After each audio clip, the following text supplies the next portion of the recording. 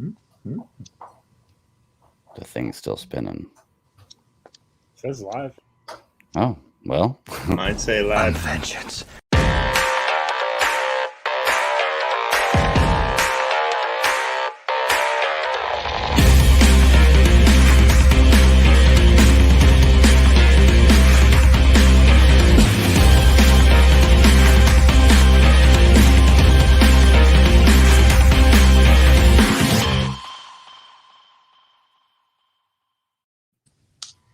It still says scheduled. I hit the go live button. Let's see. The thing's still circling. Having trouble connecting. Please check your internet connection. Oh, now we're live, and it says we're 47 seconds live. I was gonna say mine's been saying. I think counting. Hello. That's so great. I love it, man. I love it. Welcome back, everybody. This is Mark 93 of the Super Civil Servants podcast. My name is Greg the Bat Daddy 52, and with me, as always, my co-host. He's the Frank to my beans. Nathan, what's up, buddy? Oh, the Frank to your beans, huh? All right, who's the Frank? Who's the Bean? That's what I want. I don't know. I'll be whatever, I guess. Yeah. Wasn't quite prepared for that, but I guess I'm doing good, guys. Doing good. Ready to talk. Yeah, we got a big show tonight. It's gonna be fun. Joe's joining us. What's up, Joe? Not much. It's been a hectic couple days. I mentioned this before we started recording that my kitchen flooded, which kind of sort of got into my basement a little bit. Nothing got ruined. Turned out there was a clog in the line, and I was doing laundry, and as the washer was cycling out, it got clogged and came back up through the sink pipes and just flooded out that. We had to obviously clean up all that and do every single dish we had over there and the floors, and it was just what's up, guys? We let anybody in. we went to bed at like 11 last night, and then still had to wake up to go to work this morning at 4. So That's long day, which is one of the reasons why I'm calling in tomorrow. I get it. Justifiable, I think. I told my team leader, she's like, "Oh yeah, no, I understand completely." We had a plumber out here, and he was a good guy. He came out. He actually was out a few weeks back. Was it me and Mario? What? Is this Mario? Yeah, sorry. Is this the about your house flooding? Yeah. It was just the kitchen. The sink backed up, literally. But he came. The same guy was here a few weeks back, and he walked to the basement. And was like, "Oh yeah, I remember this house now." As soon as he saw all of my books, he's like, "Oh yeah, that's really nice." Very memorable collection. Oh yeah. Oh yeah, a little bit. Yeah. Well, let's try to take your mind off that, and we'll have some fun tonight. Sarah's with us too. What's up, Sarah? Hello, fellas. It's been a while. I haven't seen y'all in a while. It seems like forever. You're right. I know. Because I know last weekend it was the boy's birthday, so we have a ton of anime in the house now. So we've got Demon Slayer manga, which he's he got the first 5 books. Now he's through the second one. We actually found an anime store up here in Raleigh, so nice. Really? We kind of hit that up. So he's not allowed to get a real sword, so he got a foam sword. Oh, come on, Mom. Yeah. Well, that wasn't my choice. Even the guy behind the counter was like, they're like, "Can I see that one?" He's like, "You can, but you cannot." I was like, "Okay." Just getting one with a blunted edge. Yeah, exactly. So that's been really fun. The cashiers and people behind the counter nowadays are like, "Yeah, this is actually bad to give to children. We're not going to do that." Versus when we were kids and like, "Oh, here you go, kids, whatever." Back in my day, fucking lawn darts and plutonium cassettes and shit. God damn it. Absolutely. Horseshoes and hand grenades, man. We were like, for real. Lawn darts. Literally just throwing javelins in the air with sparks, sharp spikes. Just look out. Horseshoes was a problem in my family. We tended to cousins get together. They tended to hit people in the face. So try to boomerang your horseshoe when you were a kid. We actually played with lawn darts. Mm-hmm. like lawn darts that you don't can't see that anymore. Yeah, you can't see that anymore. It's crazy. There he is. Clay, he joined us. What's up, buddy? How you doing? Doing pretty good. He was like Cecil and just fucking teleported in on us. No, I'm stuffing my face full of jalapeno poppers. I went to go grab a snack. So somebody got their ears lowered. You know, looking good there, buddy. Yeah. What Guys, what I said, you got your ears lowered. You got a haircut, you know? Oh no, I didn't get a haircut. I just moved. You got to pull back. He put it back in a ponytail. What happened? Something looks different. There's less. Oh, I shaved the sides a little bit in the neck. You know, I got all primmed up and proper. Looking nice. Friday night show. So, there you go. So I expect my dates to look good. So good on you. Yeah, no, I figured out that my dog has separation anxiety, not from me, but from my wife. We went to go visit her at work today. And oh my God, it was like somebody cut off his tail. Like he was yelping so bad. Like we were trying to have her like lunch break. So she's a nanny. I was gonna say, what kind of job I could bring my dog to see? That's what I was gonna be curious. So she's a nanny, and she's been a nanny for this one family for 6 years. Oh, okay. So we know the family pretty well. Mm-hmm. So I can basically come and go and like hang out at the like rich neighborhood and everything. And I'm just like, hey, yeah, I'm not supposed to be here, but woohoo. But the kid, his name is Trevin. He is obsessed with our dog, but he's allergic.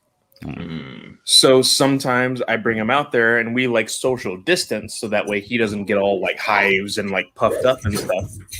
So we usually go on walks. He goes a little bit ahead of us while I like walk the dog behind them. And today, like, it just happened to be the day where like so many people were like out doing construction. They were doing yard work, doing all sorts of stuff. And my dog is just yelping the entire time as if I'm like kicking it.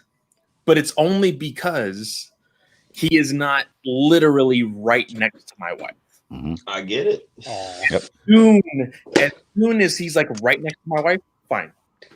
But like I forgot I had that. And so I was testing it out. I was like, hey, y'all walk ahead real quick. Oh my God, worst decision ever. Yeah. Like he like tried to lunge at her. He jumped. I went ahead and like tried to pick him up. He scratched me in the face. Like all so I was like, you know what? Time to go home. I'm just gonna go home. Like we're gonna take you home and everything will be fine. So now we have to train him out of being like, I guess so dependent on her is the thing. He like doesn't want to separate. How old is he? He is 4 months. Yeah, he'll be fine. Yeah, the little white one you just saw, he's coming on 4 months as well. But fortunately, since I have another dog, it's not as bad. So she's the one that has the issues with him. He acts the fool when she's not around. Yeah, having the dog definitely helps.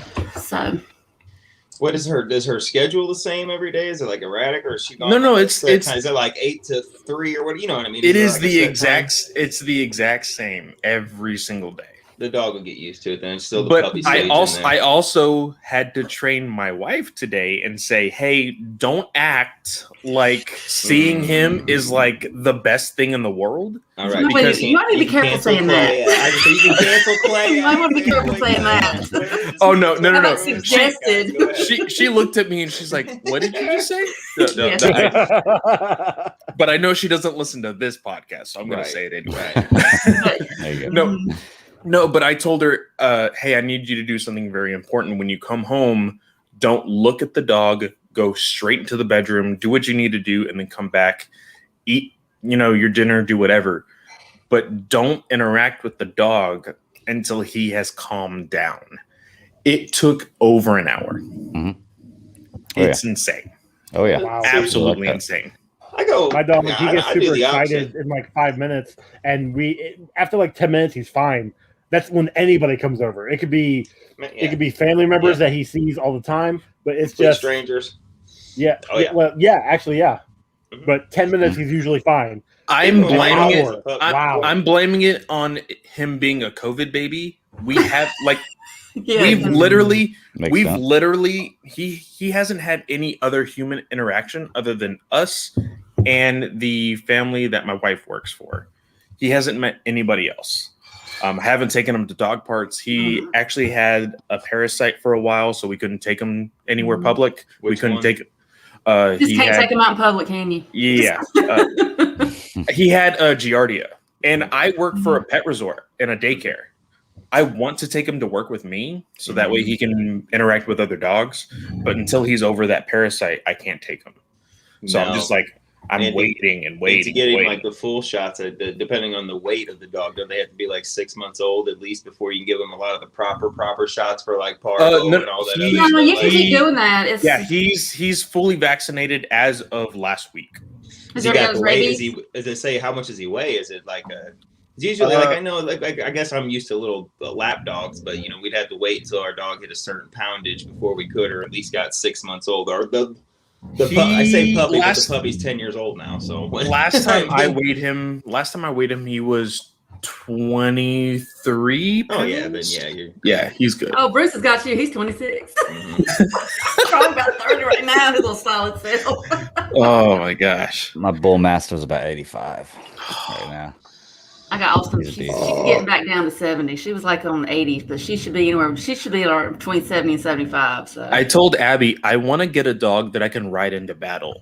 Like this small little German Shepherd, like Battle Cat, like Battle Cat from He-Man. Like if you've ever done any research on dogs, there's the mountain dogs. Holy shit, they can get about the size of Sarah, and I'm just like, I want one. I want one. Like I need to move out of Texas before I can get that dog, but I want that dog. You want a Sarah-sized dog? Okay. Makes sense. I think that's the name of the episode this week. Sarah-sized dog. That's a great idea. There you go. Wow. I'm changing it. I need to show you guys these dogs because it's just like a Great Dane. You don't realize how big they are until you actually see one. You're like, oh my gosh, they're like have you not seen Scooby-Doo? Come on. That's what I tell my kids. I'm like Scooby-Doo's a Great Dane. They're like, Scooby-Doo. Does he talk? I'm like, no. What is happening across the street over here? I don't know. I'm like hearing little booms outside of my house, so I don't know what's going on. It must be a wild Friday night. It is a wild Friday night. It must be. My neighbor's getting it on her porch over there. She is breaking it down, twerking everything by herself. I can see right out the window across the thing, just getting down. What's up? Turn the camera. She's doing it for TikTok. All right. You know what? You're probably right. Yeah. I didn't even think about it. It used to be for the Vine, now it's for the TikTok. Mm-hmm. Well, y'all want to talk about some? Let's talk. Where do you want to go first, sir? Man, let's start with what wasn't bad, but my thing I'm least excited to talk about this week. You want to start with Bad Batch? Sounds bad, but I mean, we can. Yeah. I got a question. Okay. Go ahead. Is it just me, or were the last two episodes narrated? Narrated? What? Were they narrated, or is there like a weird something on my? Are you hearing Tom King in your own head? Like, I don't think so. The Galaxy at War and going in like the Clone Wars opening, or what? Yeah, I mean, I don't know if there's like this weird thing on my Disney Plus or something because it's like parts are narrated. I'm like, is this for real? Am I seeing this? I don't recall any moments. Try watching it on your phone because there was no narration on mine the last. And like I said, maybe it was just because like when you see a scene, it was like, well, Hunter is contemplating that. I'm like, what are you talking about? No, mine, no. Okay, maybe there's like some weird little thing on mine. You might have like Disney audio Plus has been weird on or something. No, it's verbal. Can you do that? No. Can you have it? You unlocked the commentary? I must have. I don't know because it was the last episode, and then this one. I'm like, and I'm trying to figure out. I'm like, what is going on here? It's the weirdest. You got that Disney Plus is what it is. I don't know. I don't know. I was just like, what? Because literally, when the opening credit comes on, when you see like the name, title card, and all that stuff, it even says like Bad Batch, and it describes it. I'm thinking. No, what? You've done something finicky. I must have. I don't know. It's weird. It's weird. Jiggle the wire. Yeah. Wait. Before we go any further, I just want to take this chance to plug the latest episode of Star Wars Alliance that Clay and I did, talking about very briefly. It was supposed to be The Last Jedi and The Bad Batch. It was The Last Jedi for an hour and 15 minutes, about 10 minutes of Bad Batch talk, and then we ended the show. But I thought it was a good show, and I haven't heard any feedback or nothing, but I thought we had a good, funny. There was a lot of laughing in that episode, so I just started that episode at the end of my shift, so I'm like 10 minutes in. Nice. Yeah, it's not a yelling match for sure. No, So, definitely not. Definitely always not. nice. Oh, we get both of our points in on both of our sides, but we definitely make a lot of jokes along the way. There's, like I said, I thought it was a good time, so it'd be a good listen. Yeah, definitely check it out. All right, let me get started with this Bad Batch, okay? Because here's the thing: it's Star Wars. I enjoy this season. I enjoy this series. It just hasn't pulled me in yet. And the reason it hasn't pulled me in is I could not care less about Omega, whatever the hell her name is. They've given her absolutely no purpose in this show. You don't know anything about it. And I get it. It's only, 5 episodes in now? 4? I get that. Okay. But for the Bad Batch to be so committed to her when all she does is, oh, I'm Omega. I've never left Camino before. Let me go off the ship even though I have no training and I've never seen this. And I'm going to cause the problem that causes you to fail. They let her do it. It's just so irritating. That's my main problem with this episode, too, is that fucking once again, they just take her along and she fucks up. That is my main criticism of this episode specifically, but I'll wait till my turn. I just wanted to back you up on that point specifically. Oh my God, is she the 3CPO in Jar Jar? What's a 3CPO? Is that a new droid? Is it? I'm just fucking with you. I got it. Is she the Jar Jar of this season of this show? Well, my thing is they just haven't made me care about it. The Clone Wars, we all know that we skipped those episodes because I skipped those episodes whenever it was like a Jar Jar centered episode on Clone Wars. Oh no, I watched him. Jar Jar was actually better in the Clone Wars than he was in the movies. I skipped. I skipped 100%. I think she has a much bigger role than Jar Jar. I think she's going to be something big in the series. My thing is they just haven't made me care about her. All they've made me do is feel like she's just a fangirl that for some reason the Bad Batch is letting her tag along everywhere, knowing it's going to get them in trouble. Like to your point at the end of the episode, they finally gave us a little thread or a little lead on the. Well, she must be somebody important if they got a bounty hunter after her. So, like, we're getting there, but man, we're dragging this shit out with a bunch of crawling with filler. Mm-hmm. Yeah, I guess that's my thing. And like I said, it's going to get better. I'm sure there's 16, 18 episodes. 16. It's not the far in. I'm sure it's going to get better. It's just I need to care about Omega, whatever the hell her name is. Omega. So I think to really enjoy this. Omega. You know? Omega. It's just her accent that makes it sound. Yes, it's Omega. Okay. But I will say, just like our Canadian brother, and then instead of sorry, it's sorry. Oh, sorry, guys, sorry. And if you listen to South Park, it's what's this all about? Instead of about. So like we get it, guys. It's just dialogue. I will say this. Love you guys. Hunter does bring out the fact several times, like, hey, you can't do this because we're doing this. Mm-hmm. He is on the side of the audience, I feel like.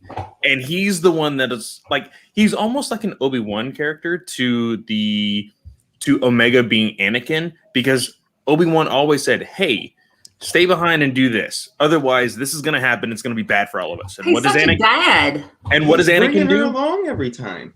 I know, but still, Hunter is the dad, and like big brother. Yes, I agree with you. Yeah, for sure. The big brother is Wrecker. Honestly, that's the fun uncle. That's the fun uncle. It's so funny because I look at Wrecker and I'm just waiting for the time where he just says family, and I'm just like Vin Diesel. Like, I'm just waiting. I'm waiting. I'm never gonna get that out of my head now. Damn it! You got me. The only thing about Wrecker, especially in this episode, was I didn't like the fact that he got taken out so quickly by that bounty hunter. Which punch. Yeah. Me too. Yeah. My biggest problem is like the muscle, and I get it, and I do love Ming Na Wen, and I'm glad that she's in. She's awesome. I like her character render. Looks really good, but come on, it's okay. Hunter and her going toe to toe. I can see that they're both level headed. They're the same. They got the smart mind, and Hunter's not big. He's used to being small and using his size just like her. But Wrecker is for all intents He's and just like the purposes, brute strength. He's just like the he just Hulk comes of this, in and he just gets really. he gets wrecked. I will say, for whatever reason, the animation this episode looked gore. That opening scene of them going through space in their ship, when they're saying they're running out of fuel and supplies, looked gorgeous.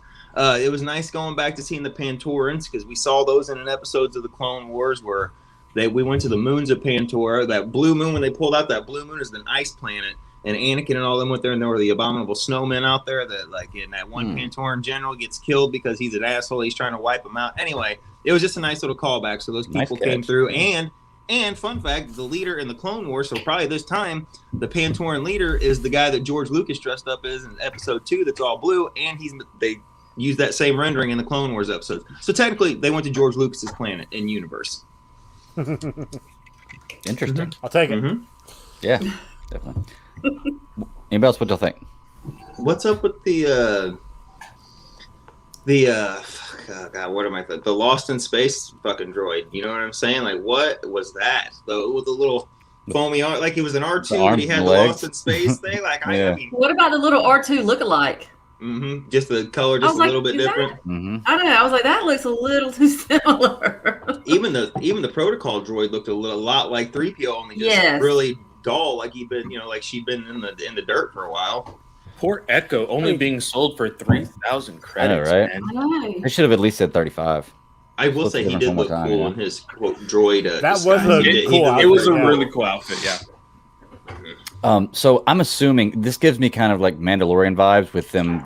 I think they're going to come back to this port for supplies or whatever later. That was the whole hint of her tossing the credits and saying, if they come back, let me know. I'm sure we're going to see that again. And like I said, it's kind of like doesn't they have the same port he keeps going back to in Mandalorian? The one with the lady and the droids. I can't remember it. So yeah, it's but I mean nothing wrong with it. But I mean it just kind of reminds me of that, Yep. What else about the Bad Batch, man? Like I said, this show hasn't really taken off for me yet. It was just a very short episode. It's very slow. It's been the Hunter and Omega show, like the whole time. Like Wrecker, they're always finding a reason for him to stay. Tech, they're always finding a reason for him to go behind. Like since episode 1, they've been finding a reason to kind of just make it the Hunter and it'll be Hunter, Omega, and Crosshair. Mm-hmm. And everybody else can come back in there. And everybody else is just additional characters, support cannon fodder. That makes sense. Okay. All right. Well, if we got nothing else to say about the Bad Batch, like I said, it looked beautiful. I'm glad Ming-Na Wen is more connected to the Star Wars universe as Fennec Shan. I think that's really cool. I just loved her for I don't even know a while, and especially really fell in love with her in Agents of S.H.I.E.L.D., you know what I mean? And then Mandalorian's good. Either way, I'm just glad she's in the Star Wars universe. Yeah, and it's just good further connecting it. But other than that, and then like I said, the Pantoran thing, and the kind of, like I said, the George looked like, it was cool seeing the plan. Like I said, the animation, for whatever reason, it jumped off the page or the screen at me this time, as it looked really crisp and clean, all of it. And it was finally nice to see a death on here, and they shoot that one Pantoran cop, and it shows the blaster hole right through him, and then they wreck and blow up, and that's nice because Disney's been. I know the Clone Wars they finished out, but they've been timid. They've been timid with that kind of stuff. And that guy that she threw off the freaking vehicle, just straight up was like, "Hey, I need this." Whoa! Yeah. Oh, he's fine. So get real. I do like that they're bringing that around, because like I said, if you looked at Rebels and you know what I mean, like there was death in there, but especially those first two, like season 1, if you look, every time somebody gets shot or something, you hear or you see the foot twitch or something. Yeah, like they were so scared, because it's Disney, and now they backed off that a little bit or went forward, whatever you want to say. I think it's it was nice to see that. It makes it feel more like the Clone Wars or the transition, whatever you want to call it. That's something I never would have noticed, or I'd never thought about. I don't think is the foot moving, or you hear the little noise, or like they just make they let the audience know this guy's not dead. Well, if you watch Rebels, like I want to say the first 7 episodes, there are in each episode there's a time where it's almost emphasized, or the camera lingers just a little too long, or the sound, you know what I mean, where they really wanted the kid, the parents of the kid, because they were new kids, were gonna want really want them to know that we're not just killing a bunch of people. Well, yeah, even because I know, Greg, you haven't watched Rebels, but when you do, you'll notice when it turns. when oh shoot, Ezra, when he is using his lightsaber, like you don't see large gashes or sparks from any individual whatsoever. You just see them fall, and you don't hear any cries or anything. They don't linger too much on anybody because they don't want to see anybody dead. Exactly. Because again, like when he hits somebody, you'll see them like fly back, but then like in the background when he's fighting other people, you see them get up and run or something. By the time they get to by the end of season 2, they're like, all right, the gloves are coming off, because that's where you get Matt, what is it, the Master and Apprentice, whatever, Vader and Ahsoka. And then season 3 and season 4, like they find like the glove, like season 1 was their test market, and I guess people or what, you know what I mean. And even the beginning of season 2 is a little. By the end of season 2, it gets turned up a little bit. Season 3, they're riding a hell of a lot better line. And then season 4, like, you know, there's some emotion, there's some stuff that goes on without spoiling too much. So for anybody, basically, I'm not spoiling it for Greg. Anybody, most people listening have probably seen it, but you know, Greg's at least 10 years behind on stuff he needs to watch. just about everything. By 2025, that's the year Greg's watching Rebels, guys. That's right. That's right. Oh shoot, here we go. All right. Anything else? Star Wars, Bad Batch you want to talk about? We'll get into a little bit of DC. I want to talk about some Dark Knight. Yes. This is the series that we were continuing for our movie series that we just kind of run in the background. Good. Hang on. Oh yeah. Small pen. I know Clay will be talking about this, so if he wants to save his thoughts or whatever, I just want to get your first impressions on this new Batman animated series, or Batman Cape Crusaders, and my adventures with Superman, from just the 2 animated still shots we got. I just want to know first, Greg, have you seen them? I saw the Cape Crusaders one. I didn't see the What's up with those ears? Well, from if you read the description, it very much sounds like this may be another anthology type thing. Okay. Me and Travis will talk about it more on Alliance. But my first initial thoughts is Kevin coming back? Kevin Conroy. Because for me personally, I do like his voice. I want somebody new that a new generation can live with. Because I'm not gonna say that the next person has to be the definitive Batman voice from here on out. But Kevin Conroy and Mark Hamill have kind of wanted out of the Batman. Not Kevin Conroy. That dude lives it. He is Batman, and he knows it. He is, but they both said that even what was the movie? The Killing Joke. They're like, okay, this is our last one. This is our last one. And then DC is like, hey, if we throw you just a little bit more money because we know you're not working right now, can you do this? And they're like, oh, fine. Like they keep drawing them back, and I'm just like, well, Kevin give them a rest. You know, like a lot of people don't like to talk about it, but Adam West pigeonholed himself, and it was hard for him to get work because he was Batman from the '66. Same thing as with Kevin Conroy. He's lost a lot of opportunities because that voice is so iconic, and he was able to.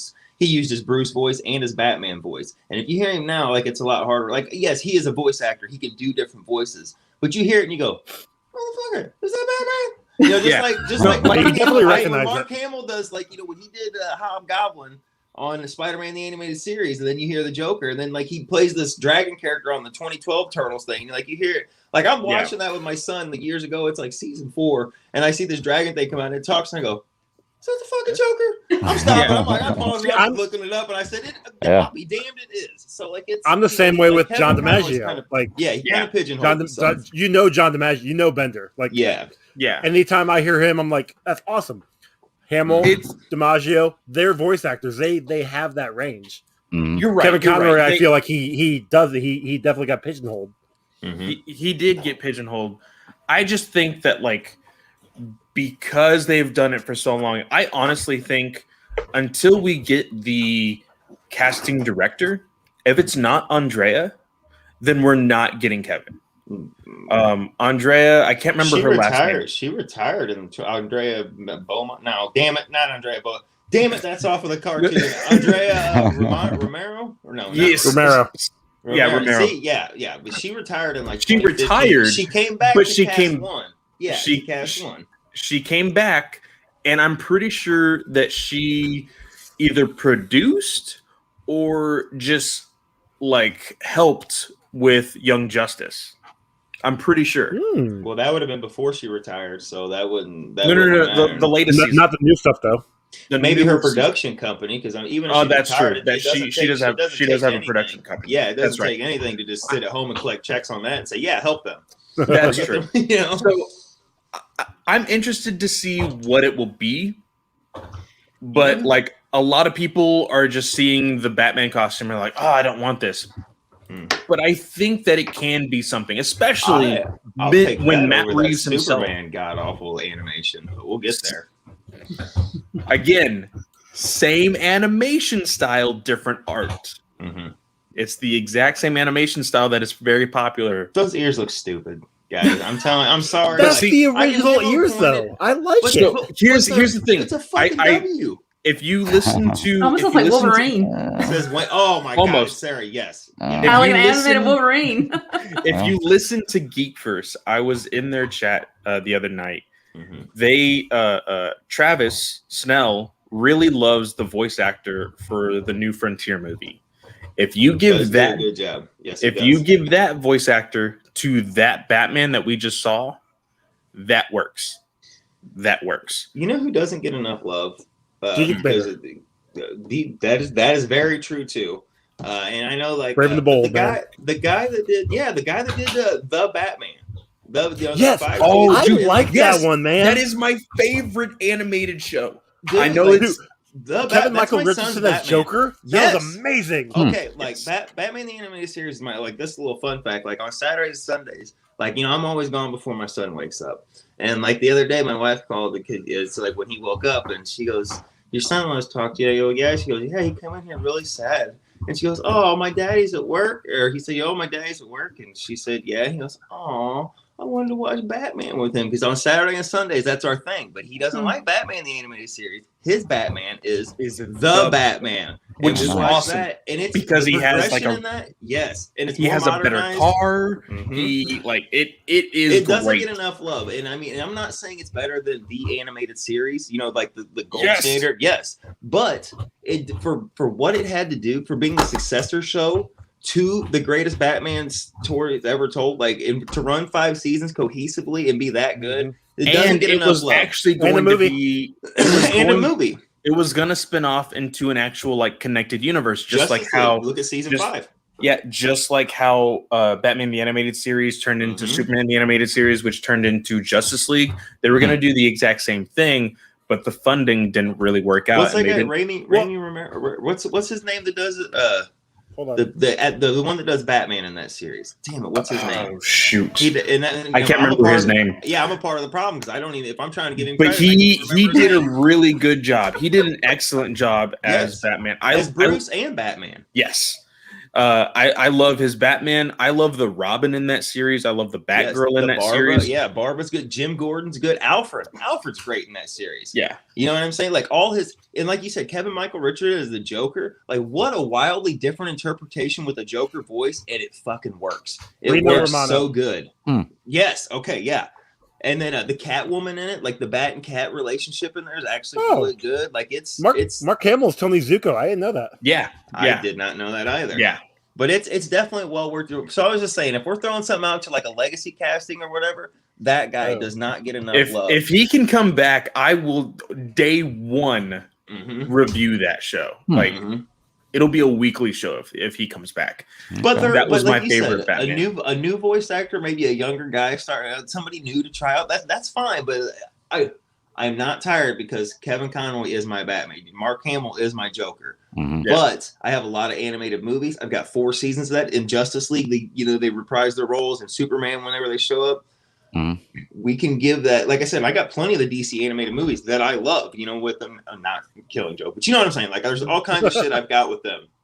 They want somebody brand new. I'm totally fine with it. They want a legacy cast. Like I said, I would go with the Batman guy. Now the Superman show is going to be aimed for kids.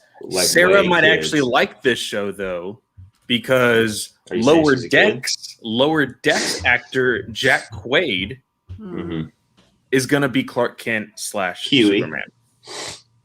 Yeah, I like how you go That's with gonna be Lois crazy. Dex, I mean, I don't know if I can Yeah. just. So, but here's the thing. Because he is a voice actor, I'm sure he's had coaching on changing his voice. Absolutely. I'm sure he's going to have a completely different voice from what he has on Lower Decks. I don't know. Absolutely. So- I don't hope so. I am very excited about this because me personally, I was freaking what, 23 years old, turning on Hulu by myself every freaking Saturday morning, watching Justice League Heroes or whatever, or Justice League Action. Watching that cartoon, and that was aimed specifically for kids, for the Teen Titans Go audience.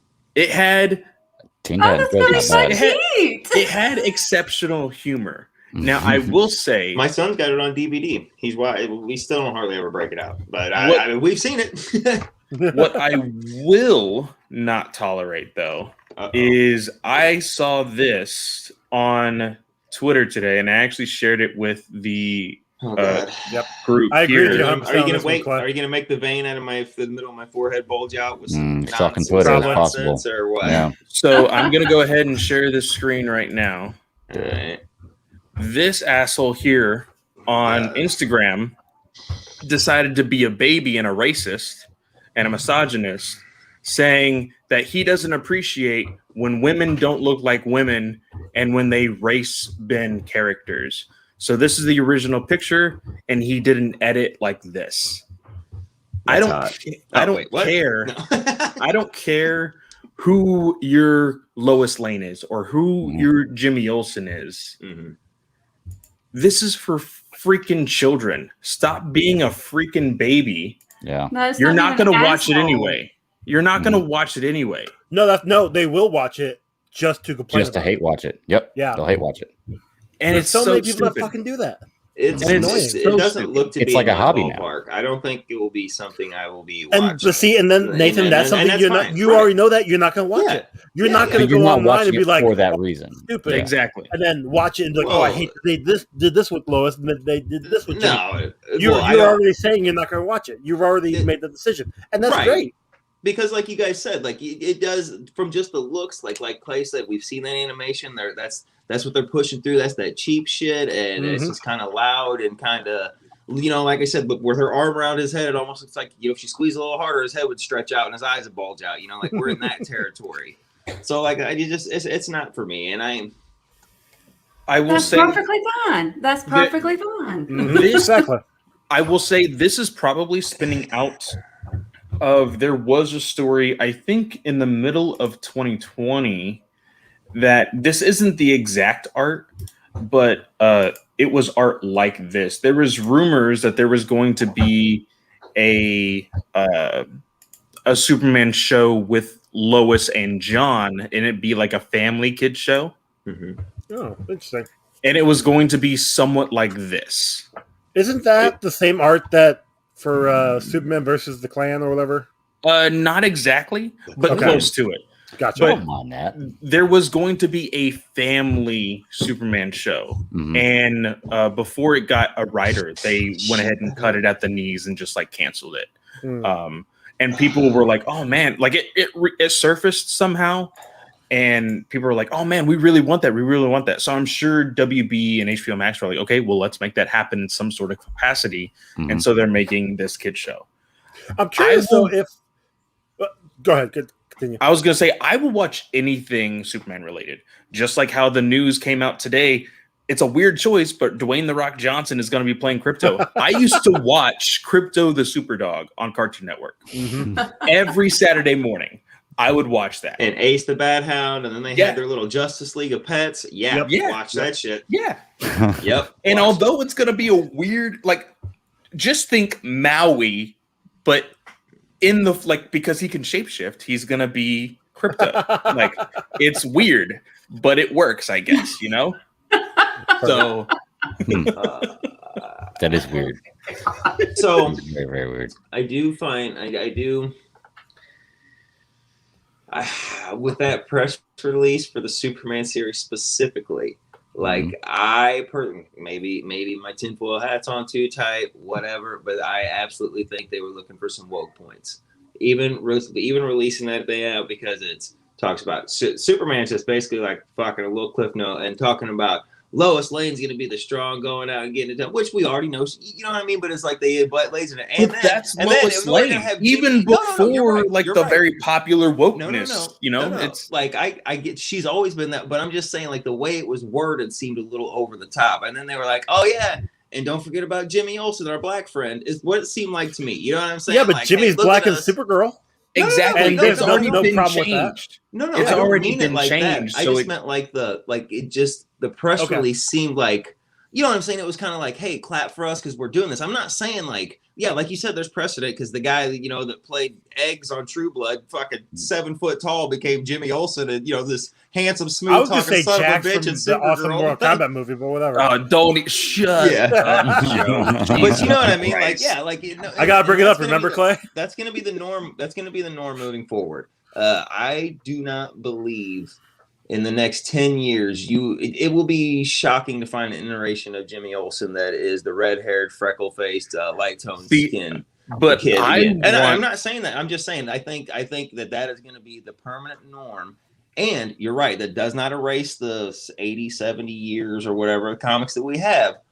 But I'm not defending that asshole like switching the art or whatever. But not everybody that is saying, hey, like, I don't like it when something's race swapped, especially when you have other characters you could prop up. Like, you could bring in Steel and that shit. Whatever. I'm just saying that because that becomes the new normal. And then that, like, the spirit of Jimmy Olsen's always going to be there. Obviously, that's all that matters. You know what I'm saying? And like you said, there's 80 years. But not everybody that's saying, hey, this is why I don't like race, is because automatically they've got a white cloak on and a fucking noose in their hand. You know what I'm saying? And I like I said, I'm not standing up for that guy that you showed with the thing. I'm just speaking in generalities. Like, let's look at both sides of the ball. And I'm not saying, you know what I mean? Neither side is wrong. Like I said, like you said, this is going to be for kids and growing up. And who knows? Maybe my son watches this and that's his Jimmy Olsen. And like when he watches some of the old shit, he goes, what is this, Dad? You know what I'm saying? And there's nothing wrong with it. But you know what I'm saying? Like I can see both sides. You know what I'm saying? I see both sides. What interesting is the people who, like, anytime something new comes out, they're like, "Oh, this is ruining my childhood." Yes. No, that stuff is not. It happened with Star Wars. It happened with all the comics. It happened with the movies. It's all there. The things you loved is there. You can go back to that if you want. Mm-hmm. There's 80 years worth of DC comic books and DC movies and DC cartoons that you can enjoy that you probably haven't seen. Right. I've got plenty of the DC movies I haven't seen. This is something for the new generation. This is there, and they could go back and see the origins and see the history. And that's all this is just for them to get into that world. That's absolutely. You got to have a doorway. I cannot wait. Just like Teen Titans Go was a doorway, even if for whatever, like you said, if it's not for us, it was still a doorway to the DC universe. Both my daughter and my girlfriend's daughter love Teen Titans Go. Right. And they from that they learn all these characters. They learned about Darkseid, who was played by Weird Al Yankovic. They learned about Golden Girls from Teen Titans Go. Like they learned about all this pop culture stuff. They made Jimmy Olsen a hero. Like he was guardian for whatever, for better or for worse on that show. But like they heroed him up. And anybody that's ever read, like he finds courage, but he's never been I'm going to suit up and go out next to Superman. Well, you know what? Like the 52. No, was it 52? You know what I'm saying? But there was a point in time where he became a quote unquote hero. Like he had like the turtle costume thing, and I was just kind of. But see, I am just waiting. I'm waiting for somebody to do this because there's comic precedents, and they can't be mad about it. Yes. Yep. So there is a comic that literally turned Lois Lane black. Now, all right, here we go. It is not the smartest idea. It's comic book. The best. It's also from tell me what year the issue came out, buddy. 60, something like that. So yeah, it's an old comic. Yeah, they're not doing that. If it's 15 cents, then the 50s, maybe 60s. Late 50s. Yeah. If it's 15 cents, late 50s. People's mind would fucking explode. Even people, like even black people, be like, what the fuck just happened? And the the already racist assholes would be going, this is bullshit. And then you'd have the other side going, this ain't what the fuck we want. What is this shit? You know what I mean? They wouldn't please nobody. Oh man, but racist assholes. To start the conversation that Greg was trying to get to, with The Dark Knight. I specifically my bad. wanted to jump on this podcast for this movie here because I think I have seen this movie more than everybody in here combined. Probably. Good chance. I've seen it quite a bit, but probably good chance. Yeah. And the only reason why that is because I've seen it 50 times. Haven't seen that many. Don't think. Only I'm twice. shy by like one. Twice outside of theaters and 48 times in theaters. I was working at Cinemark at the time. Wow. So I don't know if I really That count doesn't that because fucking that's kind of count. like a exactly. How does that not count? I mean, if did you watch pay the for movie, it, it counts. too. But he didn't Yeah. watch He it. watched it. Yeah. Alright. Oh If you no! watch it on your I phone at work, it's the same thing, right? I watched it from beginning to end 48 times That's the Wow. important because thing. I was That is working impressive. there during high school, and I was in high school, so I had no I didn't have anything to do with my I thought you were fucking going to say I time. had no friends, and I thought that's Basically, no. See, here's why I You saw should it make so many money times. watching it. Is Yeah. Watch it every because night, every week, every day. so Yeah. what I did is I could get 2 tickets for free, one for me and one for somebody else. So I took And my that dad never to see see was it never several filled. different times. And then my friends were like, "Oh, I really want to see this," but nobody in my family wants to see it. I was like, "Well, head over to Come freaking on. Cinemark. I'm heading over there right now," and I live right next to it, so I could literally walk to Cinemark. So, like, I literally watched it 48 times Wow. in theaters. Wow. I have this movie still haven't almost seen it. memorized. Yeah. I like this one- movie. I don't like it that much. Yeah. I I really like it. I don't know enjoyed if I this movie. love it. See, but- here's the thing. I've watched it 48 times in theaters. I watched it once on TNT after its release, Uh-huh. and then I watched it again the very first time it hit Netflix. I have not seen it since. Wow. I don't Yeah. think I've seen it since Wow. we watched it. Probably when I showed Gage like a couple of years ago. Because Yeah, we I went through don't- like the whole trilogy for him. So, and of course that's one of our favorites, obviously. But showing it to like a 6 or 7-year-old, 6-year-old, yeah, that's fine. No problem. When No I had- traumatic Parents. experiences at all. No. You know? Yeah, I don't remember the last time I Hey, saw what's it. wrong with this? Oh my God, his face. You know? well, Nothing when I like had that? cable, it Sounds was like a on pencil trick. television all the time. It Yeah, was TNT or always on TBS television. always Mm. showed Yeah, it. it Always- was so I watched a lot. TNT all Yeah. the time. Yeah. It's one of those things. If I saw it on, I'm gonna turn it on and watch it. It's a long Oh, movie. yeah. I'm turning and watch it. Yeah, But it's it's like a great 2.5 hour movie, right? It's the longest DC movie. I think that was one of the trivia questions. The longest maybe in cinema DC movie from what I'm talking about. But either way, great movie.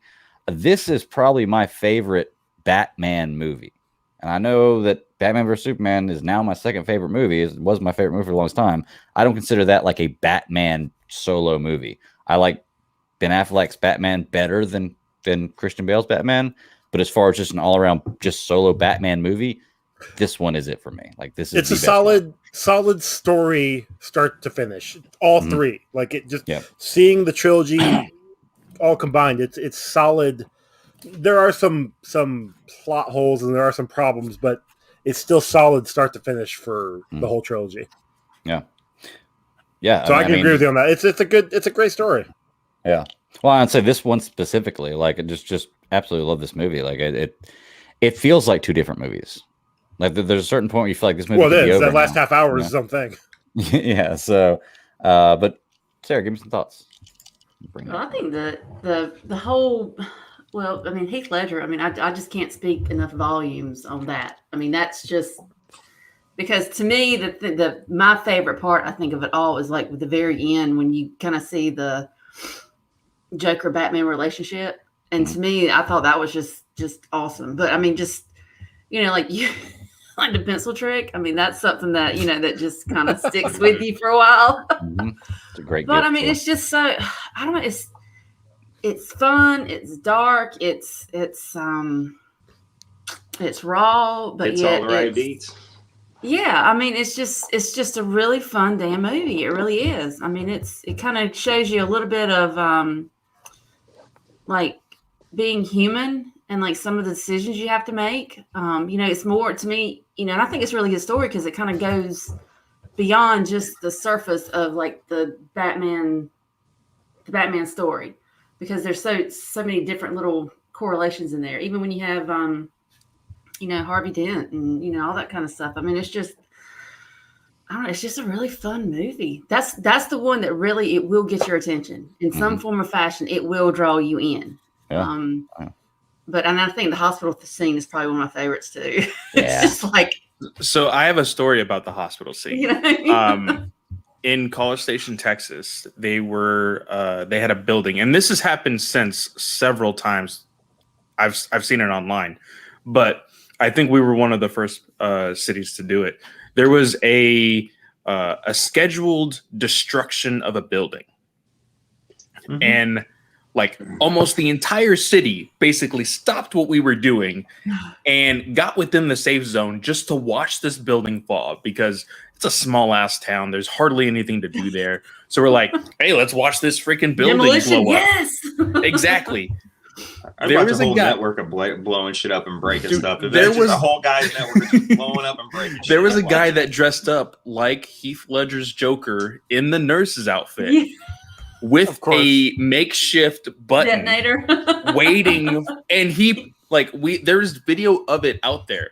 I don't know if I could find it now, but he timed it perfectly to where when he lifted his hands or whatever, just like Heath Ledger does, and turns around, it blew up, and we all freaked out. We're like, yeah!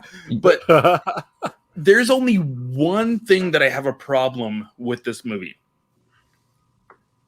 Maggie Gyllenhaal. Yeah, dog. Yes, you beat me to it. Yep. I say you beat me to it. Not arguing that one.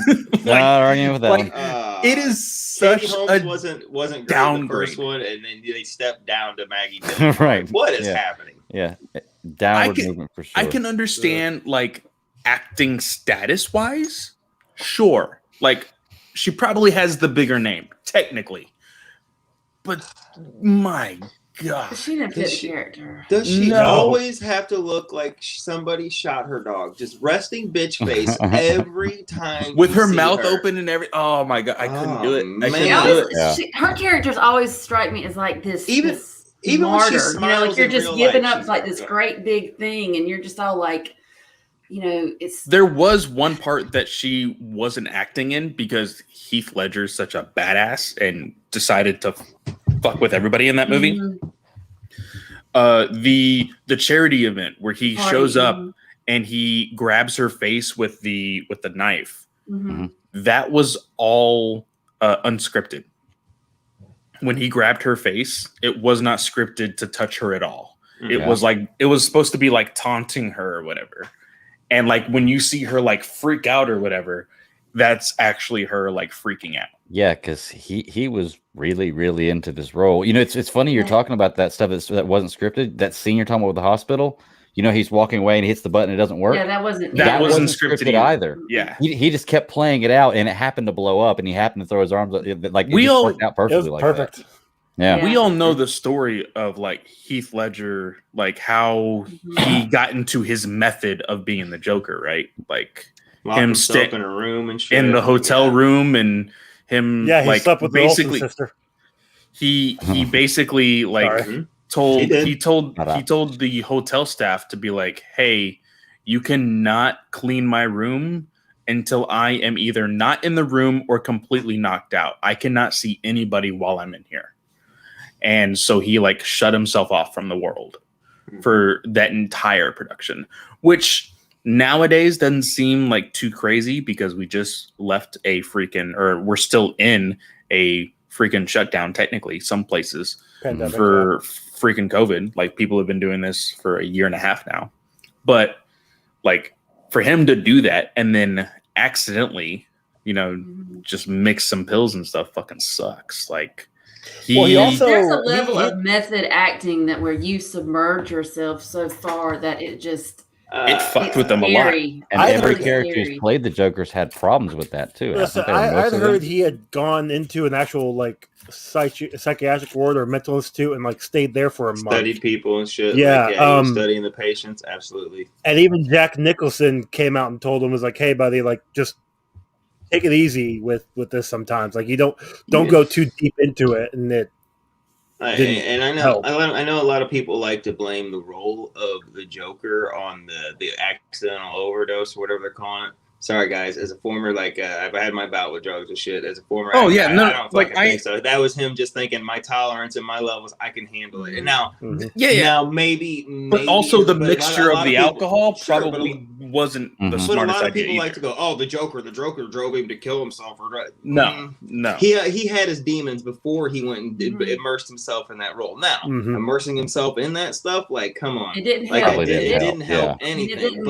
But let's not be fucking, because Joe was joking, he was kind of like not date, but it was seen with one of the Olsen twins a lot. At the time, there was rumors she'd never been caught or, but there was rumors that she was heavy into drugs before she got herself clean and stuff. So it's like I said, he had his demons before then, and it sucks for his wife and child at the time. You know what I mean? Like that's terrible. But I don't want everybody to be like, because there's a lot of people you hear like, oh yeah, The Dark Knight, he was so good in that movie, it killed him because he just couldn't handle it. And people just reading headlines or believing something without contributing factor, sure, but it's going to be one of many in the under the umbrella of addiction and the demons that go with that. So I remember when I found out that he had died, I was watching G4 at the time. I used to watch what was it, Attack of the Show, and they came on, they announced that. I'm like, wait, what?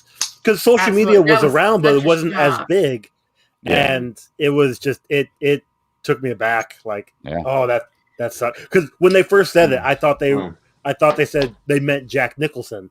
Because the Joker has died. One more thing I just want to say, in 08 or 09 when he passed away, I want to say 08. The opioid, we weren't so aware of how damaging and how addictive opioids were. So the Vicodin, shit, Oxycontin, shit like that were found in his system. So I don't want it to sound like, we have a lot more knowledge now and a lot more awareness of it. Like I said, we know how bad it is, but back then people, and I can speak and I can attest from firsthand experience. I mean, they were just going like candy, and I mean, oh, my back hurts today from work, whatever, I'll take 4 of these and just go, and you didn't really, you know what I'm saying? Like, well, the awareness wasn't there. I mean, nobody wanted to talk about it. Exactly. I don't want it to sound like I'm just shitting on on his soul in his grave, because I'm not. But I would just it was an accident. Yeah, addiction is real, man. Like it sucks. Yeah, but that doesn't take away from, like I said, the fantastic. Like I just want to say, while we're talking about that opening scene, my thoughts on this movie, that opening scene of the fucking relay race and the clowns and shit. Holy, what way to start it off with a bang. Like you guys said, the pencil trick. Like, Batman is almost a secondary character in this, but he still does some cool shit. Like, it's not Batman Begins. He's not quite retired yet. Like, we've got, we start out of the gate with Batman. You know what I mean? Like, we are in there. Like, we get to see, the Tumbler again. We get to see the really cool Bat Cycle. This does feel like 2 different movies. Like, it's split, like there's a start and a stop, but it's fine. Like, the twists and turns they've taken this, just like you guys were saying, overall. Oh, and man, and I don't want to sound like one of those interrogation guys, but that's what I was getting ready to say. That interrogation scene where we had them sit down and just that back and forth is one of the greatest Batman scenes of all time. Just that scene right there. Just because. Like, how many times do we see that in Batman the Animated Series and in comics and stuff like that? It's like to see that in live action is them sitting down in Arkham. Because it's a great view into the psychology behind it. Like that dichotomy they have, that relationship. It's like it's almost like you can't have one without the other. I wrote a 5-page paper in my senior year for this movie. Like, I love this movie, and specifically in that interrogation scene, like, when it is completely dark with just Joker and Gordon to begin with. Right. And it's just a simple conversation. And that moment where Heath is just looking at him, he's like, I'm here. Like, what do you think I did?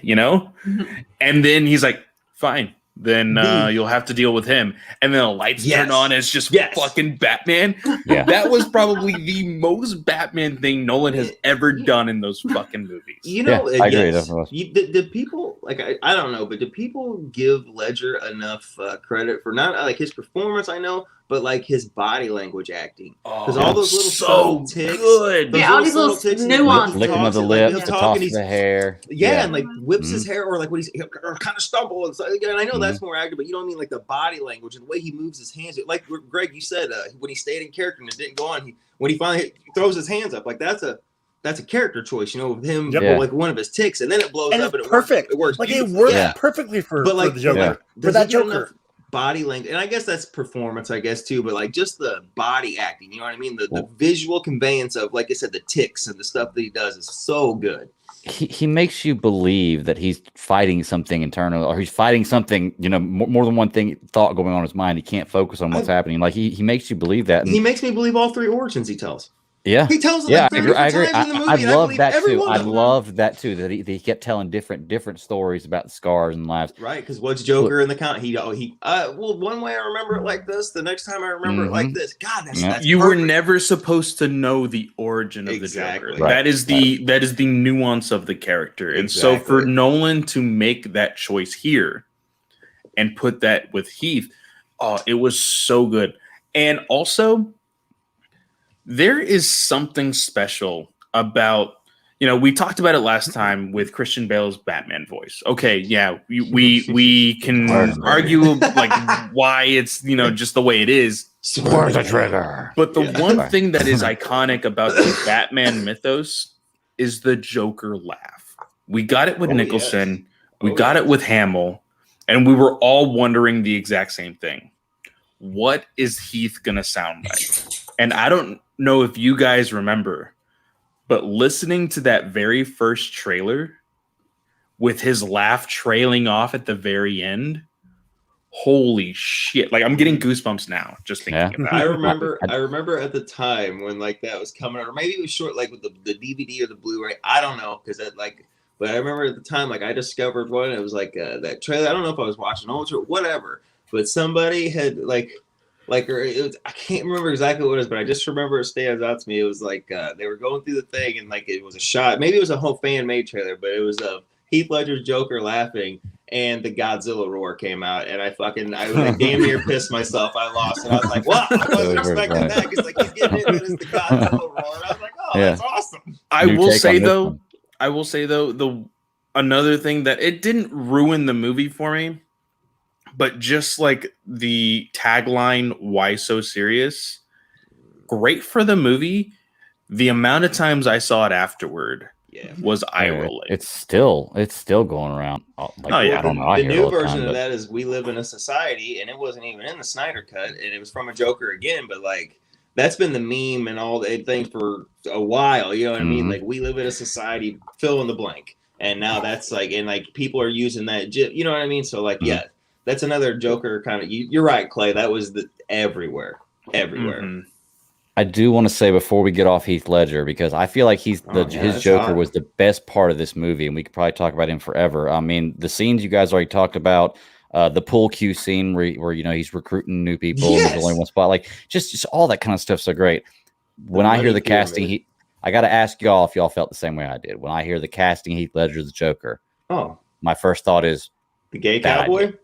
It wasn't even just that. It was just bad idea. But that's what everybody thought about. Look, everybody thought about everybody thought 06, 07 when that was happening. Yeah, sorry, that was my mindset. I was 20 years old, 21 I get years it. old. Sorry, I don't fucking care. You can't retroactively Sorry, Phil. go I back went and way change back it. further because I was thinking about like 10 Things I Hate About You with Julia Stiles. That's I remember. Or Knight's Tale. I thought about Knight's Tale. That was Knight's Tale was for me too. Yeah, Knight's Tale was amazing. Knight's Tale. But here's my thing. This is what Heath Ledger did. He changed that for me. Absolutely. Now when I hear castings, every time I'm like, I don't like that at all. I think about Heath Ledger. Yes. Yeah, exactly. Yes. It's the Heath Ledger effect. He changed that forever for me. Every And time I hear a that's casting, the now I'm same like, thing I have with the Batman with Pattinson. Affleck, Joker, but Pattinson. Yes. I didn't freak out on any of them because I went the Heath Ledger effect. Like, Let me I see what crack happens. jokes about Pattinson, about being the Batman that sparkles. Right, Absolutely. yeah. But if Just you think cracking about it, you jokes. got Edward. It's going to be Batman / Bruce Wayne. I mean, that's a big divide. it looks pretty Let's good, go back. If you go back to the original, go back to Michael Keaton. He was a comedian. He was a comedic actor. Mr. Mom. Oh wait, I'll just mute my mic and get out of here because I wasn't born yet. Stop. Clay, Back off. I can't with you right now.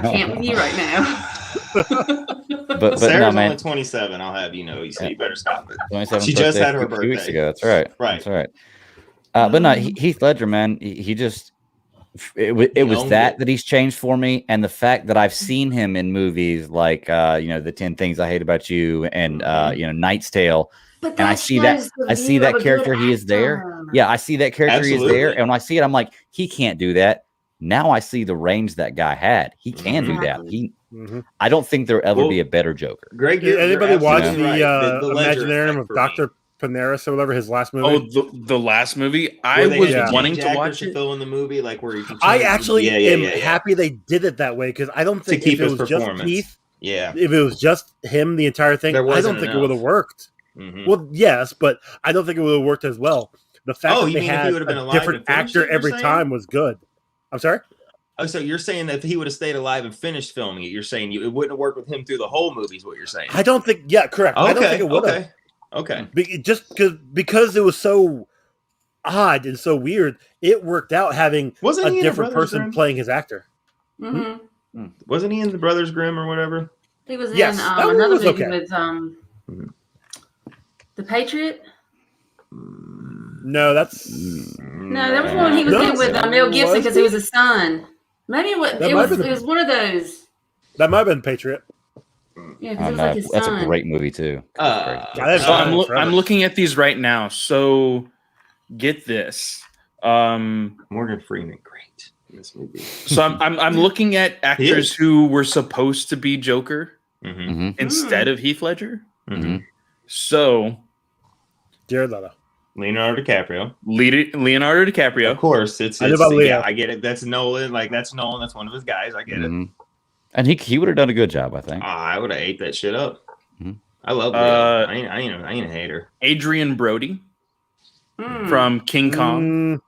I could see him more like a Riddler, not a Joker.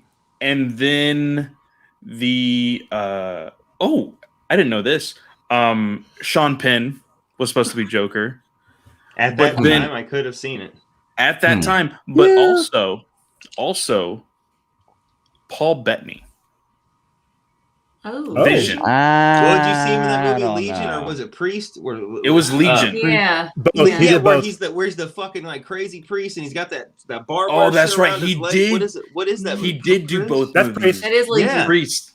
Yeah, and like he's got there's like Legion and there's Priest. He's killing people and shit. I was like, whoa, like he's a darker kind of guy in that. I'd have to see it. The albino in Da Vinci Code. Angels and Demons. Yeah. Da Vinci Code. Da Vinci Code. I loved that movie when it first came out, by the way. I don't give a shit. I don't know. Sorry. I loved that movie when it first came out. I was like, holy shit. Books. Oh my gosh, the books are awesome. Sarah, when you said that, the first thing that came to mind was the movie Powder. And I saw Paul Bettany. I was like, that kind of looks like that. I can see Paul Bettany playing the main character Powder. No. God, haven't thought about that movie forever. But when you Hey, look at them and then look speaking at of old movies, did you guys know that Cher is like 75? Like no bullshit. Like I know like only 10% of her body's 75, but like think about that for a minute. Like because she was not that long ago. She was out. It's the fucking truth. She's had so much you're not wrong. I said that about Cher and Dolly Parton the other day. But like, almost the exact same thing. Let me put this in perspective. She's the age of my dad. I'm just saying, like, she's been, like, you think about this, it wasn't but like 2013, 2014, she was touring. So she's like 68, or sexy 69 out there, still out there in like these little bikini things, little sparkles and shit. Like, well, you know what? Hey, she's got a good plastic surgeon. I don't know why, but just thinking about all this old shit just brought her up. And I heard that the other day that Cher was 75 and my jaw hit the ground. But you think about it, the Sonny and Cher show was in what, the 60s? You know what I'm saying? Her and Sonny, like, you know what I'm saying? He's older than her, so he's older than her. All right, sorry. Look at Keith Richards. Moving on. Or what was that movie? What's that movie where she's you can go anywhere you want now, baby? Was that her son? Was it Gilbert? What's eating Gilbert? Come on, guys, you know what I'm talking about. Leo is a younger kid or whatever. What's eating Gilbert? Yeah, is that what it is? Gilbert Grape. In that, was she? Isn't she the fucking mom in that? I don't know. No way. I can't remember. Is it Leonardo DiCaprio? What's the movie? Leonardo DiCaprio is in that movie. Yeah. Am I getting two of them mixed up? But I swear, somebody pull this up. Somebody fact check me. Maybe I am looking. I'm conflating my two movies of my youth. I saw Joe. Joe was like, "I got this." That is not the mom. There was like a Darlene Tate. Yeah. What's Darlene the one Tate. Wait a minute. Is it Rudy? Oh, is it Rudy I'm thinking of? She's the mom in Rudy. Come on, guys. You gotta Just Google what movie is Cher the mom in. Yeah. It'll What, come out. okay. She was Like, Winona It'll Ryder's come mom, and I 80s think or what 90s mermaid? movie. No, mermaids. Oh man. Now I feel like, damn it. I just She derailed wasn't the in whole Rudy thing. either. What am I thinking of? I can't. I can don't see know, Nathan. her. Did I you can bump see your her head? in my head right now. I can see her right now. Where the guy. She I'm dies, sure you where he imagine her a lot. No. Describe, Wait, describe it some more. Come on, is describe it it the some more. mask? Wait, is it the mask? Or is it the guy with the fucking? That's what it is. The Mask. messed up mask. Yes, because when he dies, Yeah, the kid with the facial deformity. Yes, Mhm. yes. Okay, see, I was conflating all these old movies together, but The either Mask. Did you watch that in school? Because that's like a movie I watched in school. I thought. With Rocky Dennis. I think you're thinking Rocky Dennis. two. That's it. I was gonna say Rocky you're Dennis. thinking of two different movies. We're I'm not talking thinking about the Jim Carrey's Carrey. Mask. Mask. No, I'm not thinking It's about that called- one. It's just called Mask. Not Wow, the, look Yeah, at it was, this. Yeah. Look it was at this a movie in flow. '85. It's Yeah, got, see, that's what Eric it is. Stoltz. Yes. I'm pretty sure I've seen Thank it. you. Pretty See, sure. Yes. I got all these other Yeah. movies all mixed up. Oh together, yeah, but with that's Sam what I was Elliott thinking was of. in that movie. That's what I was Yes. thinking of. Yeah. Oh, sorry, we got there, guys. I remember this old Short. shit. That's a Oh, long and story, Laura but Dern we was got in that there. movie. Oh, Lord. Really? Pew pew. I feel like moonstruck with her and Nicolas Cage. That was awesome. So while we're talking, I don't know why, but Cher just jumped into my head. 75 years old, or at least That is 10% of her crazy. body. That is But crazy. the rest of it is the rest of her's Them only like old 20 ladies are years still old. rocking, dude. Like so the rest of her's only 20, so They're paying she's for good. it. Literally, they're Anyway, paying for sorry, it, so. moving on. What were we talking about? Batman? Well, I wanted to Dark bring up. Knight? Yeah, I wanted to bring up the point that we've been talking about it for like 30 minutes now, and all we've really talked about is Joker. And there's another fantastic actor and villain Yes. in this movie that we haven't even brought up not one time Mhm. yet. And Aaron Eckhart playing Two-Face. Yes. Like Harvey Dent, man. Yes. Such a phenomenal job with that as well. I loved the look. I didn't know how I was going to like it, Mhm. but I absolutely loved the look. I love the Mhm. attitude. The actor that played the role, man, he knocked it out of the park. Well, he's a great actor anyway. I don't Oh, like the he's idea good. of them killing him, but I guess if you're going to end this whole series with the next movie, then whatever.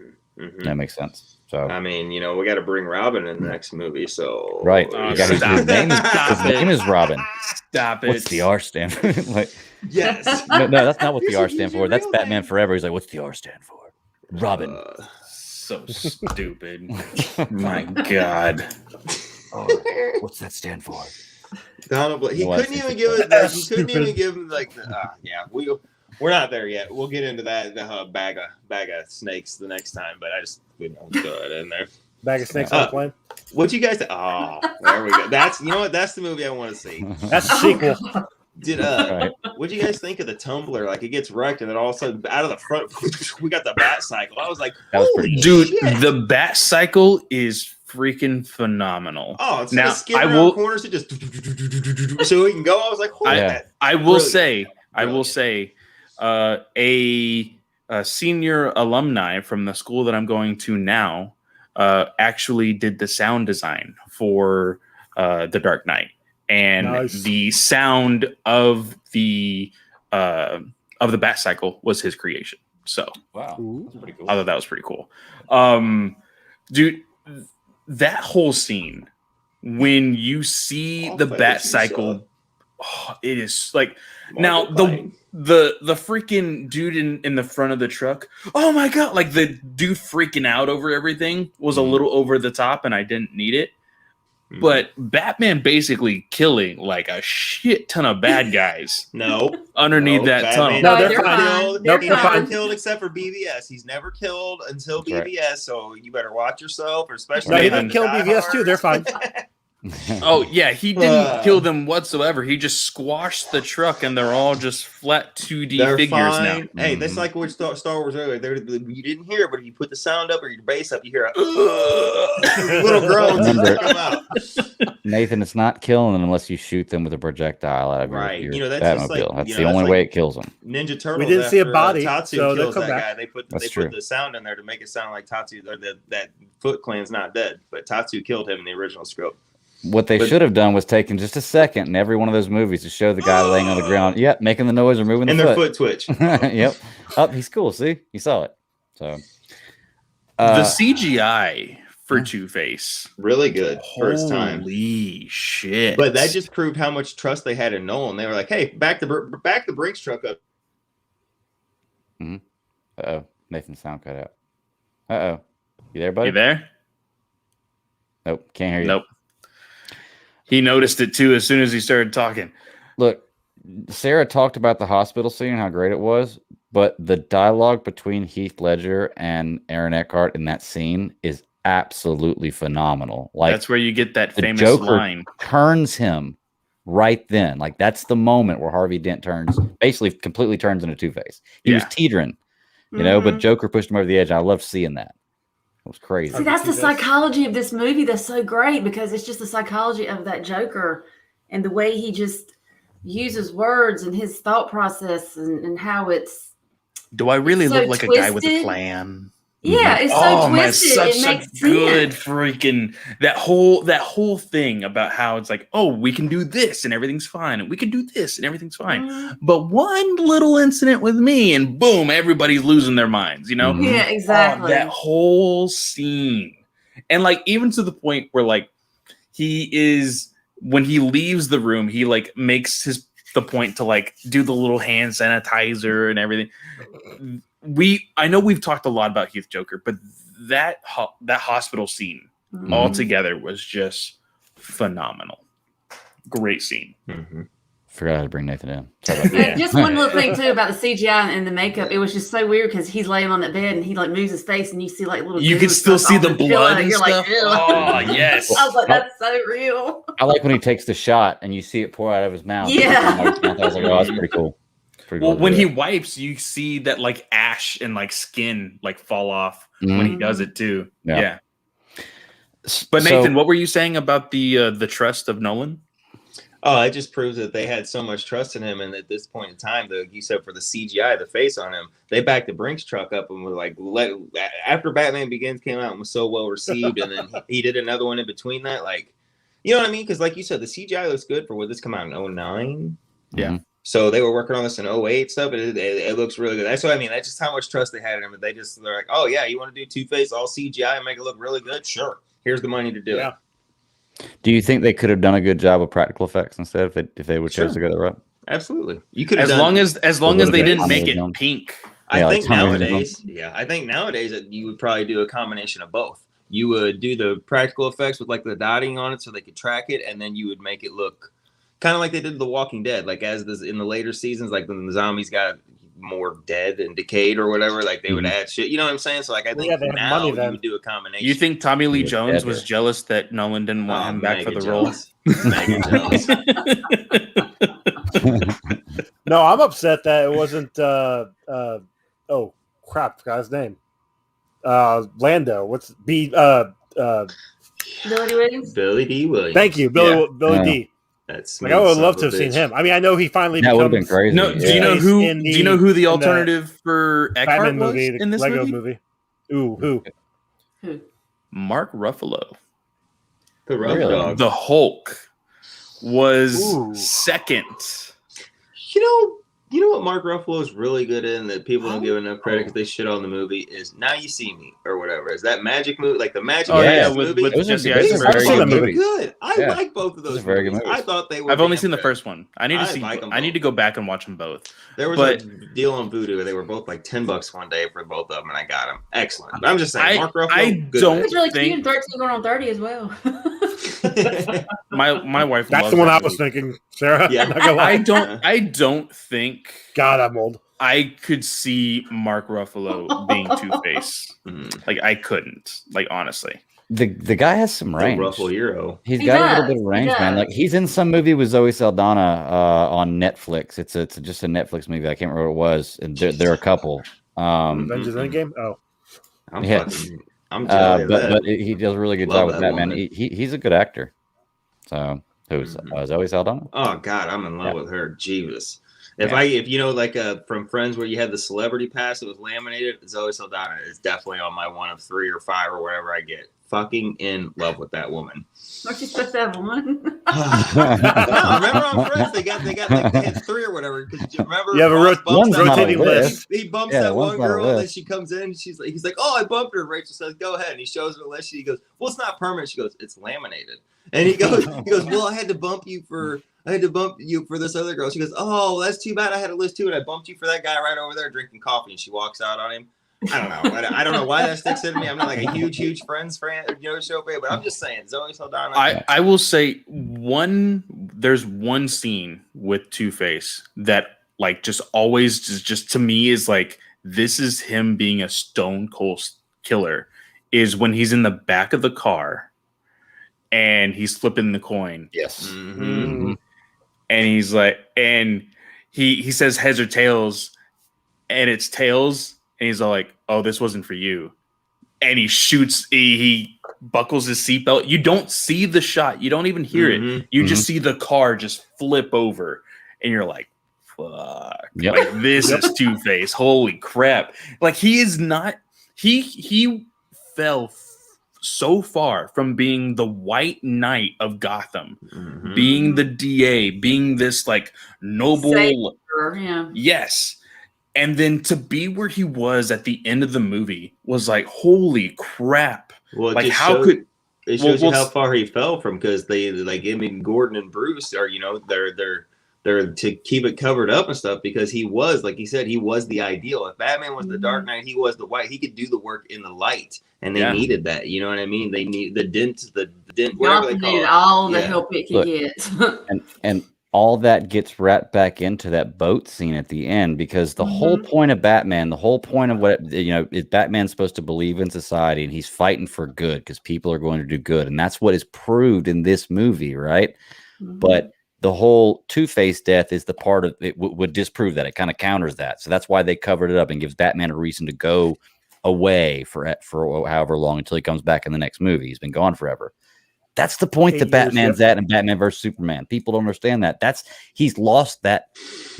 He's lost that belief in society that he had in this movie. I'm not saying the movies are connected, but people got to realize that it. Huh? I agree with you. But come on, didn't we have long-standing running gag on this? Is how many episodes did we go with Greg bringing this up like in a row? We love BB. Yeah, and I know I brought it up earlier, but I'm just saying. Yeah. Well, it's like every trilogy. Every time I see this, it reminds me of that, though. But it's like every trilogy. You have the very first one. It's like the shining, great shining example of life is going to be great. Then you have the middle one, and everything just kind of goes dark. And then when you get to the third one, that's when you go back and find the light. So, I mean, that's just kind of how trilogies work. You retire twice, but whatever. Yeah, exactly. We're not on that movie yet. So, but I mean, I don't know. I can't say enough good things about this movie. I mean, we could sit here and jerk this movie off for us tonight if you wanted to. I'm fine with that. But I'm just saying, like, I can't say enough good things about this movie, because we could literally go scene by scene if you want. I'll tell you about all the cool stuff I like in it, because I do love this movie. But I also like one thing, and then we can move on or whatever. Sure. The one true thing about Batman is he will go to almost any length to, take down the criminals, whether people agree with them or disagree with them, because there's that huge thing with Lucius Fox, with making this new technology where he can basically spy on the entire city of Gotham. And Lucius even said, like, if this was taken any further, like, you could take over the world or whatever. Absolutely. And he says, like, I do not agree with this. And it's been a while since I've seen this movie, but is it this one or the next one where they destroy it? I'm pretty sure it's this one, right? This one. Yeah, he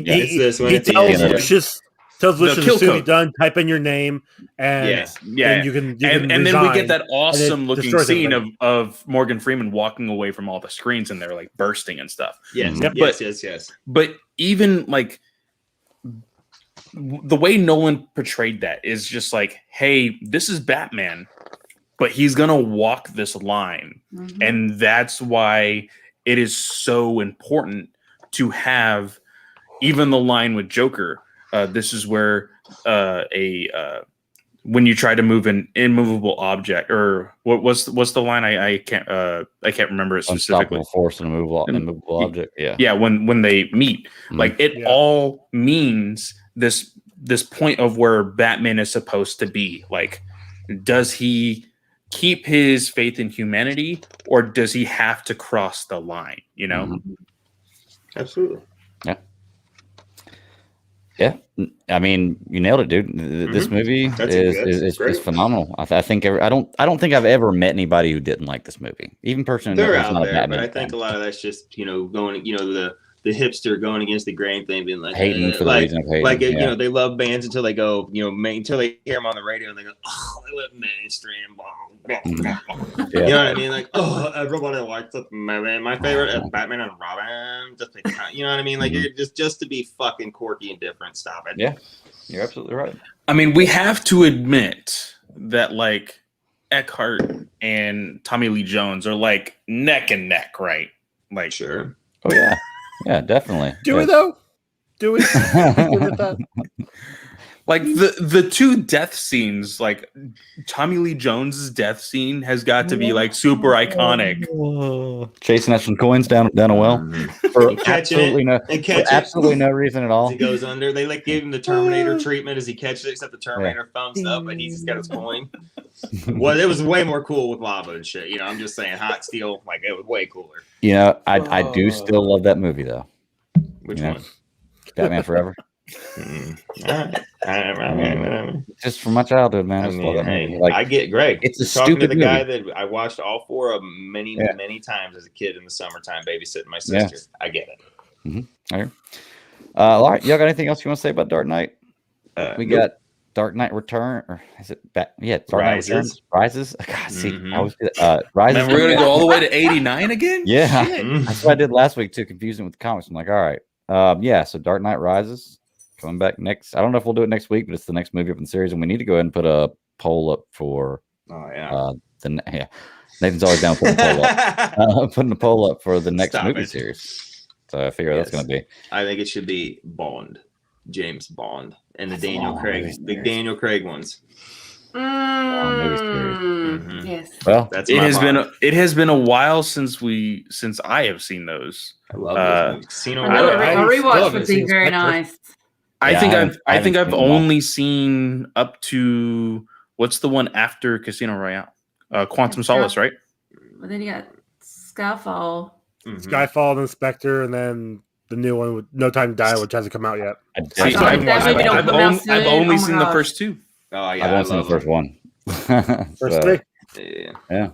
Fellas, if you've seen the first one, you will not forget that one. Oh no, Casino Royale is one of the you will not forget that one. It's a perfect, not perfect, but it is one of the best, put together, well made, just good movies. I don't know too many guys that don't squirm when they see that one. God, I'm telling you. I remember that. Yep. Shit. All right, moving on. We got two things left. Do you want to talk about Jupiter's Legacy? Sure. We have three things left. We have our weapons. Yes, we do have three things. That's right. Two weapons. Yeah. Shit. Don't worry. You don't think about it. You just figure it off the fly. Yeah, just do it on the fly. Oh, we can do it right now. I still got one more. So okay. We'll it's gonna be a fun little thing right there. I can't remember. Me and Nathan were just talking weapons the other day, and that's what and that's what came. I was like, we should do this on the show. No, we were talking about something. And you're like, oh yeah, how there's this little hole that they get to blow things down. And I don't remember what it was, but I sent you back to Death Star. And you're like, good point. Yeah. it was something that got destroyed way too easy, and I was like, Death Star. Yeah. All right, let's talk about Jupiter's Legacy. Now, Sarah, you said you haven't seen it yet, but you saw the preview and you want to watch it. Oh yes, definitely. Okay. That's what always happens. It's like you guys talk about stuff, and then I just forget about it because I'm just whatever, and then I see I'm like, what is this? And I'm like, oh god, this is something I need to be watching. Yeah. I'm gonna step away for just a minute, fellas. Okay. I'll be right back. Okay. All right. So we covered this last week. I know we'd only watched the first three episodes. Me and Nathan had only watched the first three episodes. I wasn't thrilled with it when I saw the first three episodes. It was okay. It was something I was going to give a chance, and I figured maybe it'll pick up in a little while.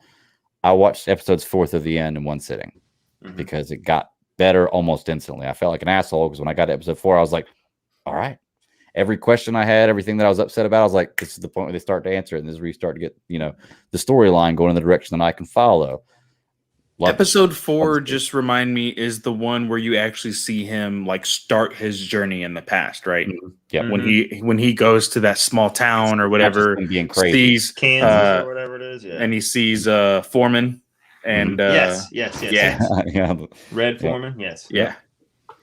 Yeah, and like I said, we were talking about it last week how I wasn't sure how I was going to be with the series, and I have a friend who watched the whole thing. He told me, he was like, just keep watching it, you're going to like it, and he's right, man. It turned out great. I love the way they ended it. There's so much more I want to know about this universe of characters now, and it hasn't been renewed for another season yet, I don't think. Not yet. But not Netflix, entirely, but they I'm usually check their numbers after a month. Like, you know what I mean? They usually announce a month after they crunch the numbers. If it does streams good in that first month, usually. Yeah. Which is still, last I checked, still number 3 on the top 10 list. Yeah, and that's been, what, 2 weeks out? We've got another week or two before we should get the hard numbers. Yeah. But, I mean, it's also Netflix, so chances are they might just renew it because it's Netflix. Can Anakin just never not go to the fucking dark side and become Vader? What in the fuck? You got Matt Lancer's a good guy, and Sky Fox becomes one of the greatest villains ever. God damn it. Anakin can never stay on the light side. There's the twist at the end that we're gonna. But that doesn't change the 50 years in between. It doesn't, but it gives it could have reasoning for So maybe. Real quick, I know that y'all were questioning stuff with what they're going to be showing as far as season 2 or moving forward or whatnot. Excuse me. Millar shared something on Twitter the other day, and I commented. Just because it involves another series that I am madly in love with that he made. He is saying directly from Netflix that the priority for his franchises that they are going to be doing is Jupiter's Legacy and the Magic Order. The Magic Order is what I'm most excited about. Ooh, okay. Think The Godfather, but Harry Potter. Yep. All right. Yeah. So it's a good series to read. It only has like 6 issues. It's a one volume. You can buy it. I'm pretty sure same with Jupiter's Legacy. It only has like either it has 4 volumes. It's 4 volumes. So Netflix came out with new editions because it was originally covers Jupiter's look great, Circle. Though. Oh yeah, covers. Yeah. I mean, Frank Quietly, good artist. The first 2 volumes cover Jupiter's Circle, which is the first 12 issues, and then the last 2 volumes are Jupiter's Legacy, which is 10 issues. Yeah, and it's all connected. Okay. I'm actually in the middle of reading. As soon as I get done with the series, I hopped on my Hoopla app and downloaded all 4 of them, and I'm currently in the middle of reading the 2nd volume. So they are expecting to make more of this. They just haven't officially announced it yet. We can almost guarantee it's going to happen. Yes. Yeah. They left it wide open for it. Now, I made the comment to several people because I had finished this a while ago. I said the only thing about this show is that you can notice the Netflix CGI in flying. Yes. Everything else, immaculate. I'm hoping they put more money into it the next time because it is, like Joe said, trending still like worldwide at number 3 for them or whatever, and it's in their top 10. So I'm hoping it'll probably be there for a couple weeks or so. Yeah, to dump a little more into it. But I agree with you. Yeah, but the characters were great.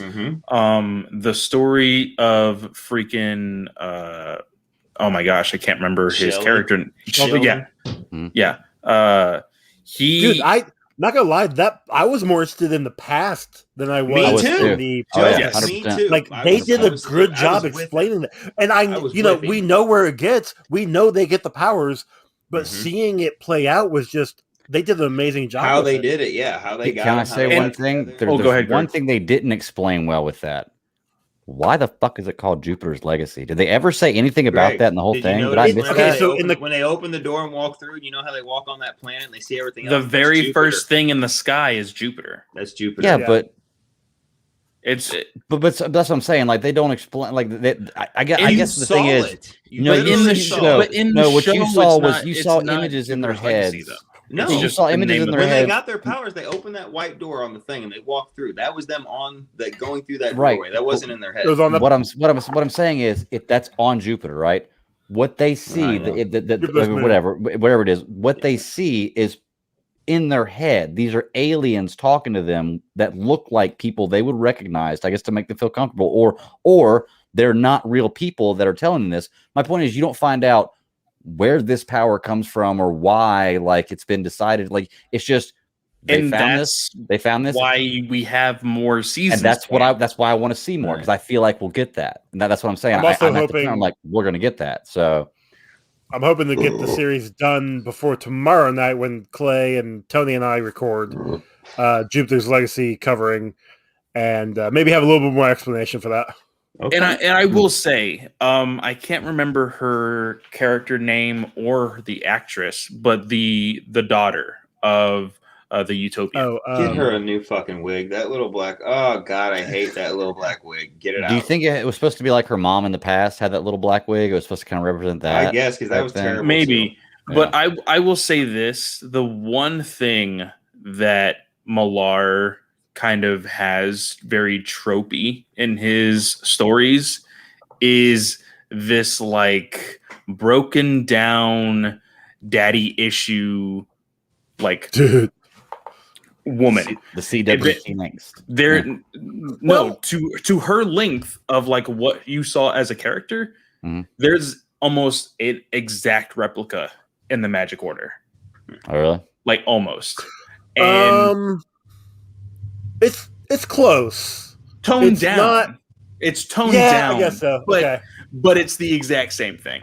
Like, I kind of want to like be able to sit down with Millar and be like, hey, so did your mother hurt you like as a kid? Like, just wondering. But did you ever read Reborn by him, by Millar? Yeah. Yeah, I mean that's not no daddy issues there. No, I wouldn't. But I mean, I get what you're saying though. Like these are the two stories. All I want to know is, where do I get a magic stick like that? Okay, I was just about to bring that up. Yep. Well, the cool thing about that is they give you the origin of that, but they don't tell you how it's not even into it's not even his. That's what I'm saying. I want to see that. I want to see that. Give me a second season. Yeah. Again, he says, "Oh, everybody thinks it's the stick, but it only answers to me. It only obeys me." But we saw the master of power, like mechanical something. They said his technology was. Yeah, but we see that it wasn't his to begin with. Right.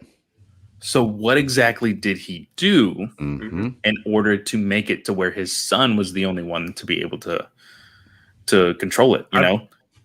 Got an idea, but oh boy. And also, was his son building a time machine? It was a time machine, right? I don't think they ever hinted at that. They ever let you know. The Jensen Ackles look alike?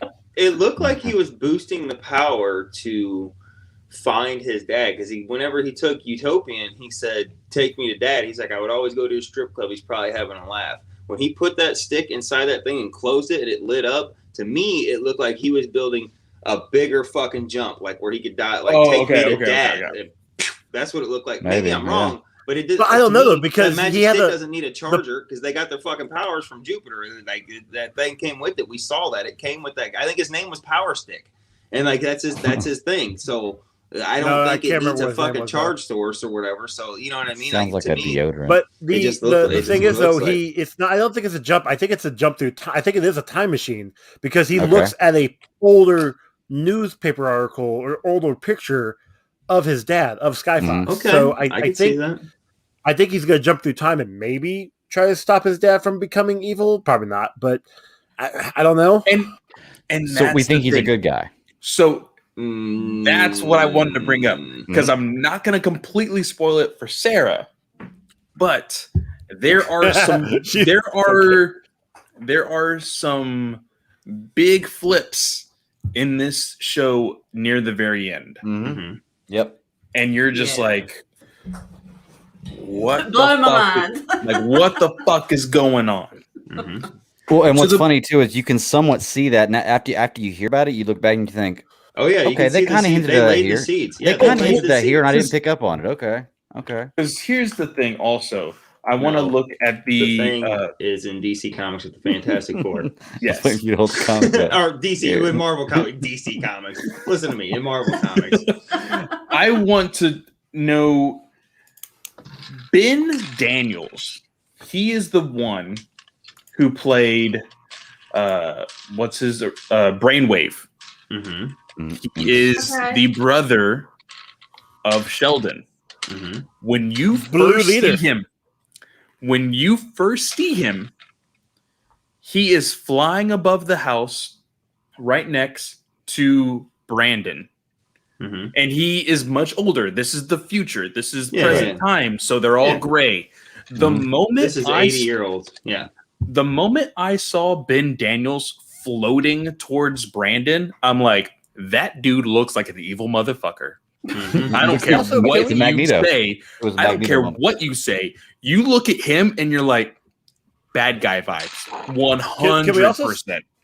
Can we also say creepy uncle vibes when he's at dinner with them and the daughter shows up? It's like, oh hey, I saw your spread on the picture. It looked really good. Yeah. And she's like, thanks, uncle. It's like, ooh, what the fuck? Well, Okay. and then her dad is like, oh, I wish you were wearing more. So you know that she was not fully dressed. Okay, and then her uncle, like, still, like, to be fair, let's just say your niece grows up to be a model, and like that's her thing. She's on the cover of Vogue, because if you see in her room later on in there, she's on the cover of Vogue. You see Vogue, yeah. Do you not? What, you don't say anything to her? You be like, hey, No, but don't give a creepy smile. Don't give a but you look really cute. No, like maybe I liked you in that bikini on the No, Ferrari. I don't know. Maybe I didn't get it like that, good. but with the tension in there, I just kind of felt like he was trying to solve, I don't know. I don't know. Ew. Stop it, Greg. I mean, maybe I need to rewatch it because I didn't get that in the beginning. No, like, but he was trying to defuse. Like, I don't know. Like, what do you're not gonna in say that anything? scenario? In that You can scenario, say, yeah, like, if I have a family member that is a model, if I have a family member that is a model, I'll be like, hey, my family member is a model. Mm-hmm. If I figure out that she is a model that is wearing less and less clothes throughout her career, I'm going to look at those less and less. Yeah, like I'm not saying you're like picking it up and like, oh yeah, look at my niece. Oh, what's up? I know, but when he says it and he gives this weird, like, creepy I don't smirk, know. It's a right. I Yeah. get it. There was a It is- smirk in there. it is the weird smirk that is accompanied to her father saying, "Oh, I wish you had more clothes on," and then you put two and two together, and you're like, ugh. Yeah, well, I didn't get that. Like he was like Joe time where he was like taking care of himself or whatever. But like I don't know. Maybe I need to watch it again. Maybe there was more stuff. I don't know. That's just not what I got off of it. Different strokes? Is that the wrong word? Leslie Bibb in this show, Dude. She did Leslie awesome. Bibb in this show. Also found out I didn't know that she was actually married to Sam Rockwell because she is Australian. I had just actually watched because I'm doing my MCU rewatch. Just got through Iron Man 2 not too long ago, and she's the reporter in there, and she kind of blows off Sam Rockwell. So it's just like kind of funny that is crazy. Yeah, married. She's done that many. I love Justin Hammer too, man. I love Sam Rockwell. Like no, but I will say she pulled off the silver hair. She really did. She made it look black and wig. she even pulled off better than the short black hair. Yes, short black one too. Yeah. The guy that plays Sheldon, I said it to Greg on last episode. Like I get it. Like I feel like he's a Superman type. Like he feels. I can't remember. Yeah, he feels Josh like Duhamel. Duhamel or Duhamel. He does a good job. Like he does a good job of being a stoic guy. Like I feel it. Like I feel like him being like he's. That's my one reason to watch, anyways. The one weird. There was one like awkward, not moment, but scene where I see him in the suit, and I'm just like, I don't believe it. It's the very first one when his kids are still very little. Yes, and he flies he's in not out of quite nowhere. So old. Yeah, he's not old, but he's not young, and he has this weird like pubic kind of facial hair. It looks weird. There's a scene later on when he's out of the costume and his arms don't look big, if that makes any sense. Like I'm not saying he has to be Maybe. So I noticed he didn't look very big. He was pulling a plow and he didn't look very big. And I was like, oh well, he's super. Maybe strong, like so it's fine. Like strength, he's gonna have strength regardless. And I'm not saying his muscles have to be on top of muscles, but like you see any sort of Superman, like Henry Cavill, it's muscles on muscles, and he's the Superman archetype. You know what? No, there was a scene where he's in, I forgot what they call it, but it's the adjacent to the Hall of Justice, basically. And he's sitting at the table while his brother's like walking around. It's like one of the very first scenes where you're in that location. Yeah. He because of the plaid button up like pearl snap that he's wearing, it does make it look like he is kind of engulfed in that shirt. Mm-hmm. But I think it may be the illusion of the plaid, to be completely honest. But when he is in the suit, when he is being that hero, holy crap. Even so, like, I know that the gray or the white is a little too white to be realistic for his character. But even then, it looks good. He looks realistic. He does an amazing job. He to me, he's definitely the MVP. But like Joe said, like I was so much more invested in the 1920s when, you know, he was on the journey and had to bring the people together in the boat ride. And okay, by the way, going to that farm, the captain of the boat, somebody needs to put him in a voice role right now. Did you hear? I could see him. Like, did you hear that booming voice? Like he could be a awesome. A beast guy or something. But did you see what happened when they? Oh, I did. I saw the tattoo things going. I think that's how the world got populated with super people. Yes, these people didn't get powers. They didn't get actual powers of fire, or maybe they did to become supervillains, but they passed on the ability to have. That's how you got magma hands or whatever was out there and stuff like missed that. I've got to go back and check that out. I missed that part. Yeah, so when they get the powers, right before the shipmate says "Captain," and they all look in the sky and they see them, when the actual explosion happens on the island, there's a wave of dust or whatever.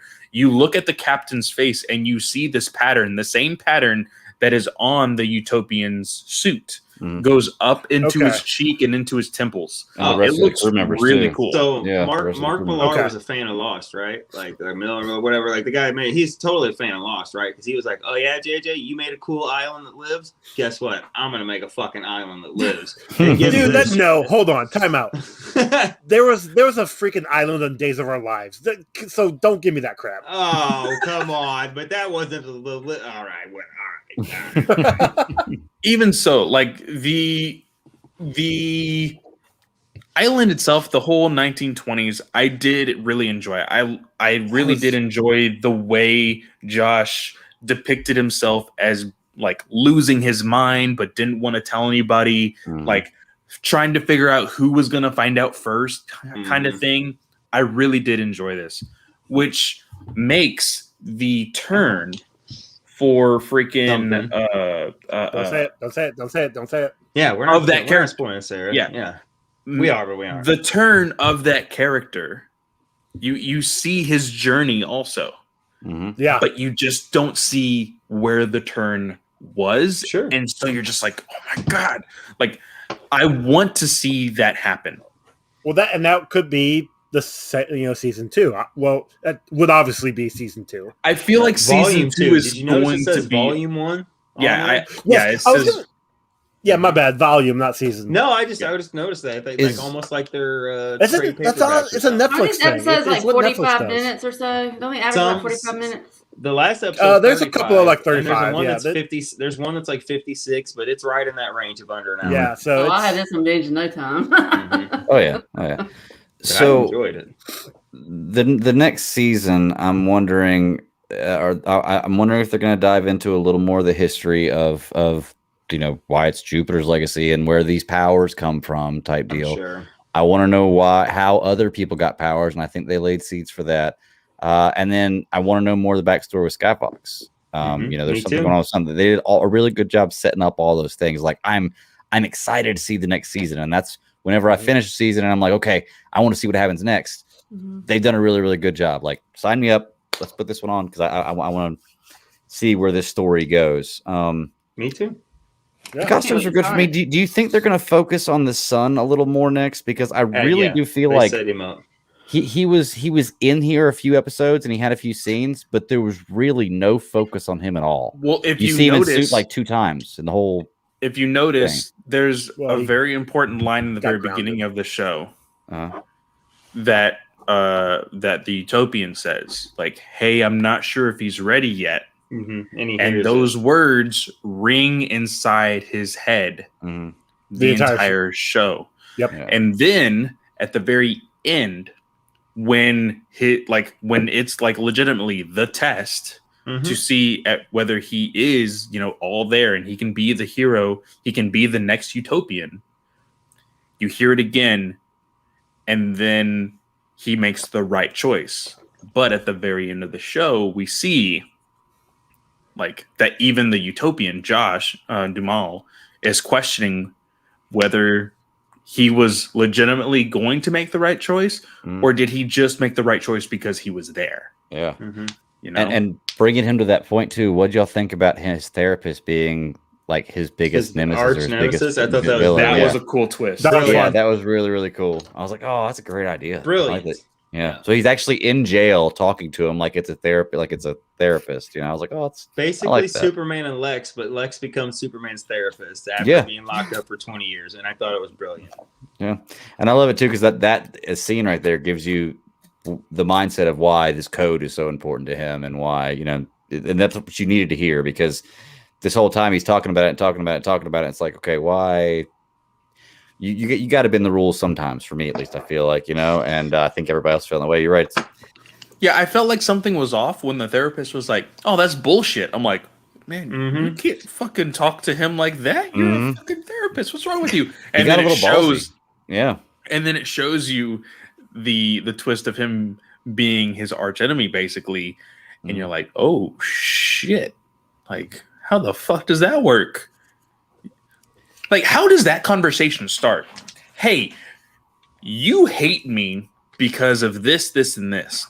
I'm going to tell you my life story so you can help me. Psychology, man. Did you ever see the Office episode where Toby has to do the therapy with Michael? It works, man. I'm telling you, it works. Like, dang it, man. I had something I wanted to say about one character on the show, and I can't remember what it was. I've been trying to write stuff down as we go so I can remember, but yeah, I'm excited for the next season. Like, well, I say the next season, it hasn't even been announced yet, but I'm almost positive it's going to. I'm almost positive too, and I am excited because supposedly, like I said, Matt Lanter was on a Star Wars podcast last week and was talking about that if everything goes well, Netflix has plans on developing a Jupiter's Legacy universe, which may not just mean this one straight series, but perhaps spinning off in the world of. So that's all. If everything Netflix needs a franchise, and it's trying so hard. We have. I'll say they got Millar. Yep. They got Millar locked down. Like, he's got an exclusive contract for all of his properties to appear on Netflix. Yes, but all of his properties, like since he signed on. So Magic Order, it's going to come out at some point. Like, that's in the works. That is the one I'm like really looking forward to, because even in the book, it's only 6 issues, but they give you teases so much, man. Like, it's they give you teases of like a really dark past and like character, like there's just a lot going on even in those 6 issues, and they could build off of that so well in a show. Yeah. Y'all got anything else you want to say about Jupiter's Legacy? No. Sarah's going to watch it, and I'm sure she's probably looking at it right now. Like, I see her looking at it. She's probably watching it on tablet. Let me know your thoughts when you see it, Sarah, because I definitely want to hear it. Oh, don't worry, fellas. Don't worry. Don't worry.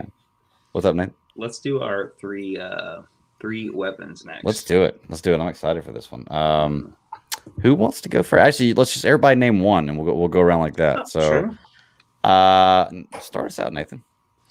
Okay, I'm starting with the War World from Young Justice, where the only thing you need to control it is the fucking helmet, the little helmet thing, and it does everything. And I'm coming in with War World. Yeah, wow. World. That's fucking bullshit. I was muted right there. What the fuck is that? No. That is not a weapon. That is a fucking planet. No.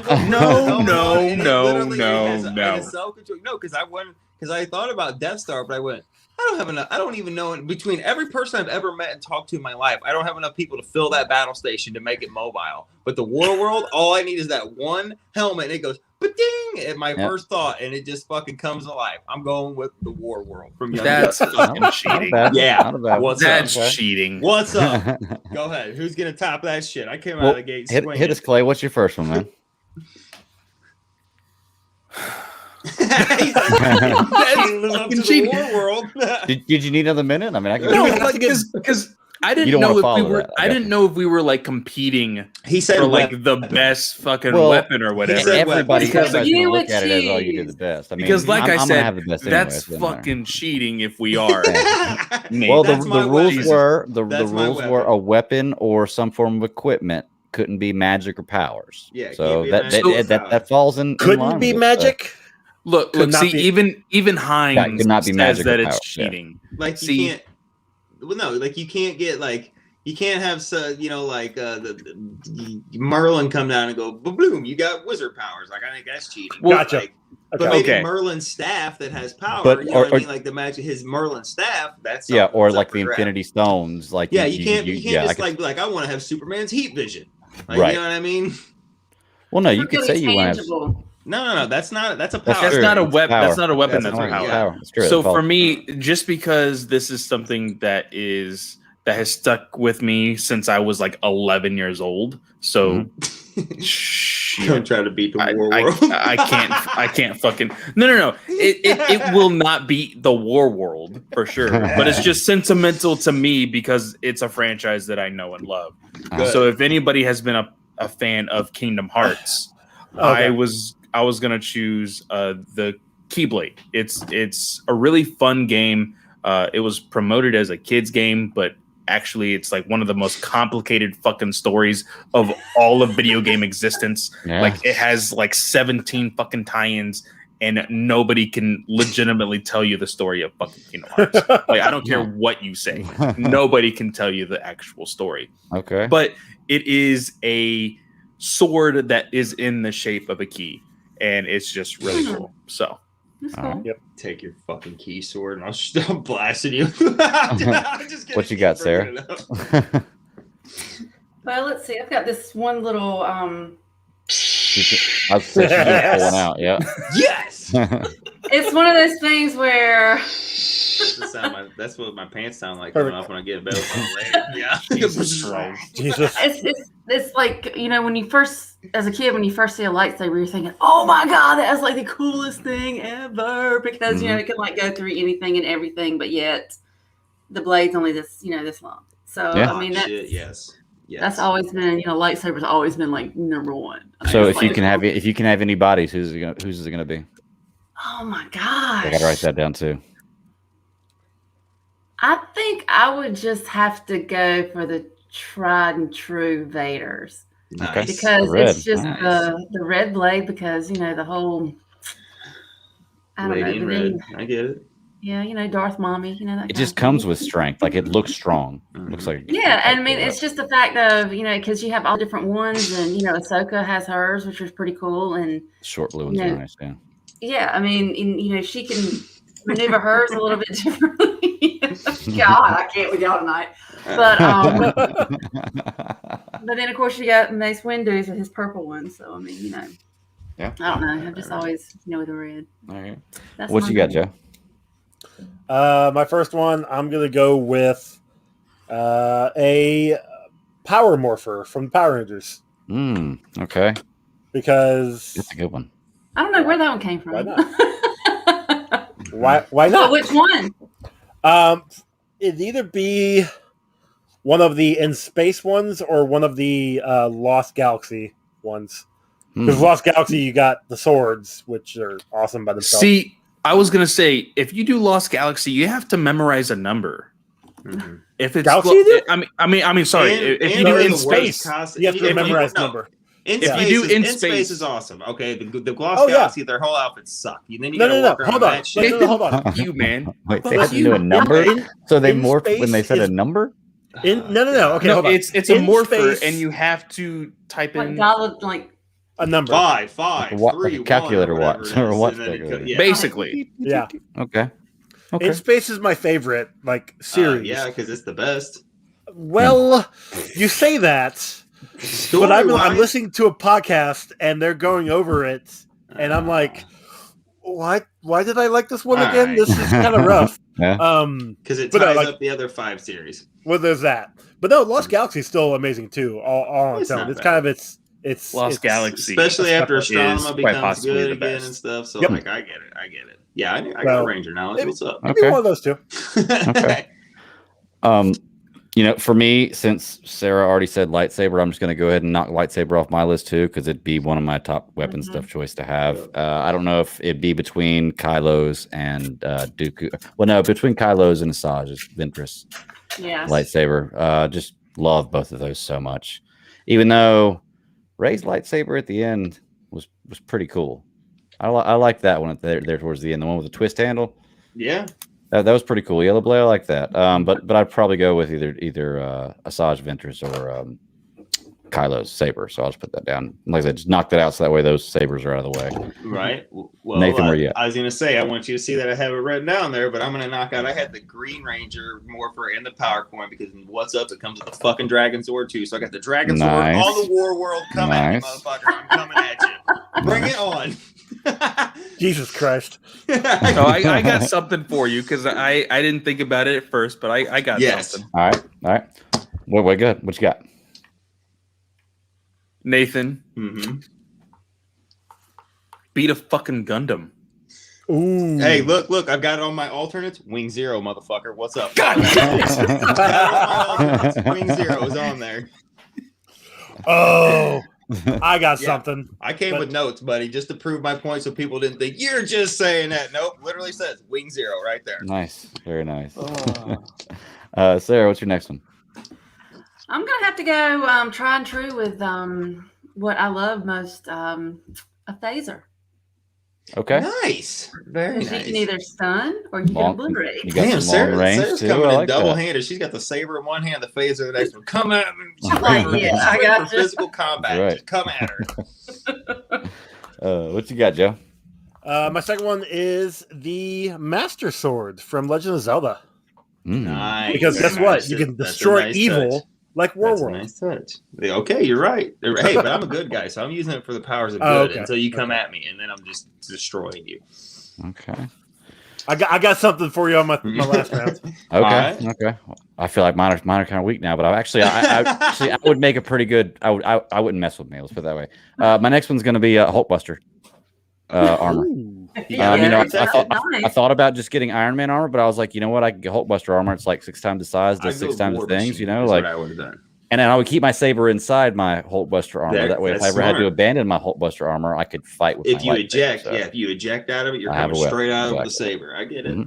So, all right, Nathan, who's the last one, man? And the last one, okay, so I'm armored up in my Green Ranger suit with my Dragon Sword inside the War World, but not on one side I got the Dragon Flute, on the other side I got the Elder Wand from Harry Potter. Part of the Deathly Hallows, Dumbledore's wand, the Elder Wand. What's up? I'm casting some serious. You're not coming anywhere near me, okay? You're not touching this. I'm smacking spells at you. I'm shooting you with the War World shit. I'm having the Dragon Sword shoot the missile fingers at you and fucking spinny tail. You're not coming nowhere near me. Freely. What you got, Clay? Yeah. So mine is in memoriam, just because of some recent news. Mine would have to be the Dragon Slayer sword from Berserk. Dude, we were just talking about that at the beginning. I just got my first experience of this. Yeah, Kentaro Miura passed away just this past few weeks. This week? He was a legend in anime and in manga. He just passed away. And so I would take the Dragon Slayer for sure. Okay. Sarah, what you got? I'm gonna reach back and get something something that's a little more, I don't know, organic. No, I want the Beskar staff. Oh, nice. Because I've always thought, using the staff or whatnot to me is a little bit more. I don't know. It's just it's something that's just a little bit. It's not all the magic. It's a little more.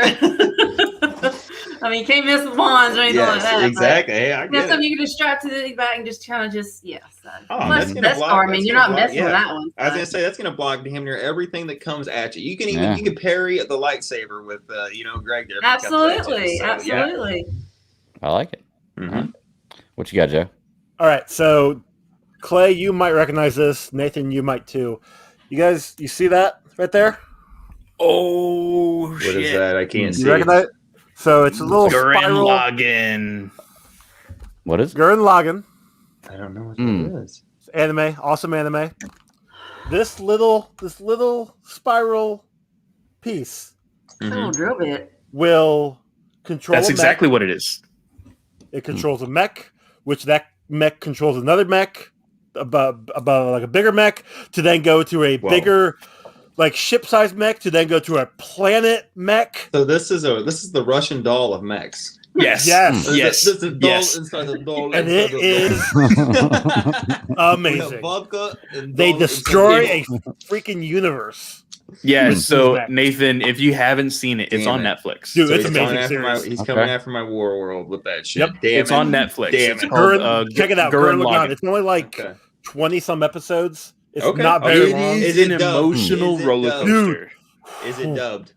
Yes. Yes, it is dubbed. Okay. It is dubbed. I can check it out. But like I said, it is an emotional roller coaster for sure. It's amazing. All right, Greg, what you got? I can't believe nobody said Infinity Gauntlet, but I think nobody said that because it looked like an obvious answer, and it's not mine. Yes. I actually had a different answer for this, but I'm changing mine. I'm changing mine to a Power Ring, a Green Lantern Power Ring. That was going to be my third, because I thought somebody was going to say that. I had that as an alternate. That was going to be my third, but I wanted to top Nathan. So my third was actually going to be the Rey Mysterio hologram cubes. You know, the projector cubes that make it. Yeah. Not holocrons. Not for Star Wars. Rey Mysterio 619, the wrestler? No, not Rey Mysterio. I'm sorry. That's what you just said. No, I said Rey Mysterio. Mysterio and his hologram cube. I swear you said Rey Mysterio. I swear you said. That's why I went to Star Wars. Yeah, when I was I did say Rey Mysterio. I did that earlier when I was trying to think about it too. And I was like, Rey Mysterio, this. And I was like, wait a second, it's not Rey Mysterio.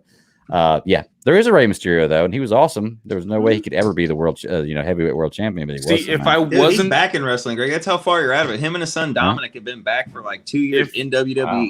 If I wasn't gonna choose a Gundam, I was gonna say Voltron.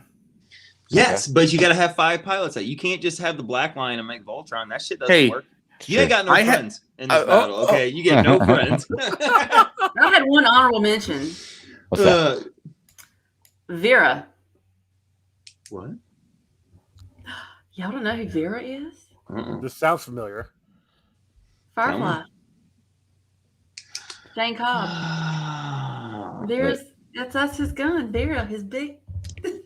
Travis asks, is the Iron Man suit a weapon? Yes. It definitely is. Yes. You can definitely use that. Yeah. I also for another I don't that's a great one, Sarah. Like I didn't even think of that. So you're right, that would work.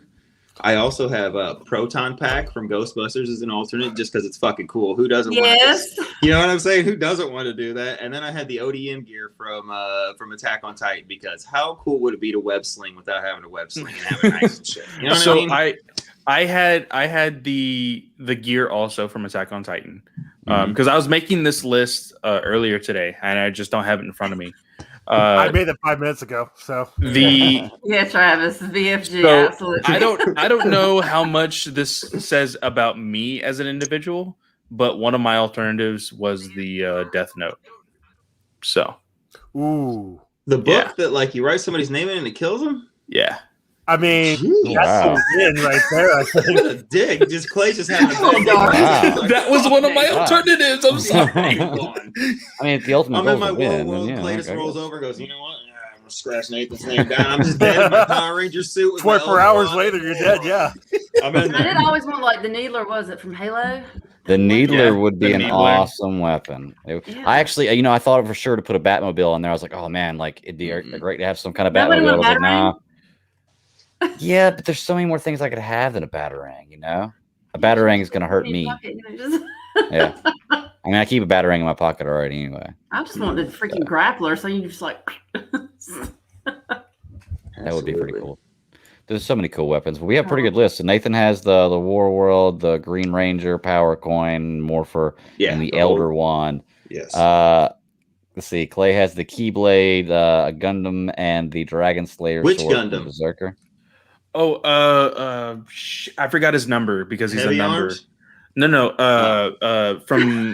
From his special is Golden Finger. That's the one I grew up with. I grew up with the original Gundam Wing, but hold on.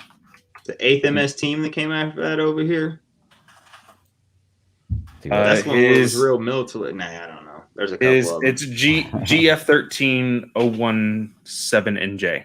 I don't know what that is. Yeah. The Shining Gundam. The Just saying Shining numbers Gundam. Okay. Okay. All right. Oh, you know what I never thought about?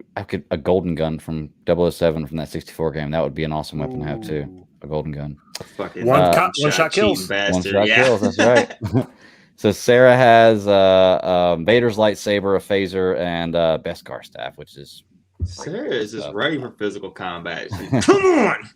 Joe's got a Power Morpher coin from Lost Galaxy. You've got the Zelda Master Sword, and what was your? I didn't write your third one down. The little top, the little spindle It's top. the drill. Yeah, that's the right. drill that Right. controls all the mechs. Okay. And then I had, I'm just going to go ahead and say Asajj Ventress Saber because I think that's the one I like the most. Inside my Hulkbuster outfit while I'm wearing my power ring. Don't mess with me. So my comment about the Death Note, Travis Hines says, Clay, what has being a DC fan done to you? Yeah, that's basically what happens, you know. Oh, and he's gonna apparently put his application into your War World, Nathan. So yes. See, that's what I said. That's why I couldn't pick the Death Star. I don't have enough people to main. I could sit in the Emperor's throne room and I go, "Fuck, I'm dead in space. I can't even get the oxygen to run in here." I know. I turned you off with that one because you showed the Death Star, and I said, it's kind of easy to take it out. All you need somebody who can hit what I said. Who can hit with a photon plasma, or bullseye womp rats in my T16. Yeah. I didn't remember what I said to you the day. I was like, "That's all you need." And then you said the one blowing up. I was like, "Yep, that's all you need." So get too close to the Death Star, and it's kind of weak, but. All right, man. We only got one thing left to talk about. Yeah, the Sword of Thundera. You know, come on, Thundercats. Oh, up, dude, guys? that would have been a really nice one, right? You know one thing I didn't think about. When are they going to make a Thundercats movie?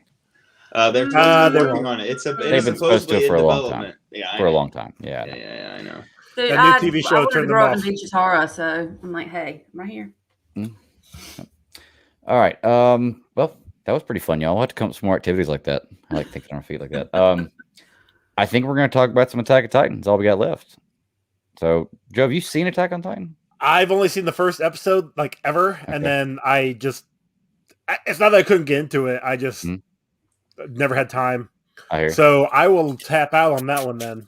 I'm actually also going to tap out. My wife is texting me right now. So everybody knows where they can find me. I have way too many shows to say everything. Me and Joe are both on Ranger Alliance. We're actually going to be podcasting together next month.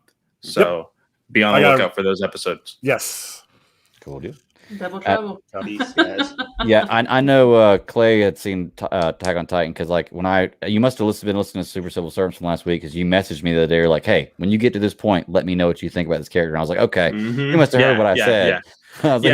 You were complaining about Aaron, and I said, just wait until you start watching season 4. Yep. Oh, God. Go back to season 1, first 3 episodes.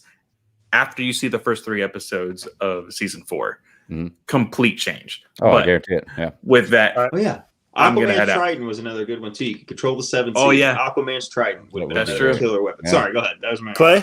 I'll see you tomorrow night. Yeah. Yes. Have a good one. I appreciate it.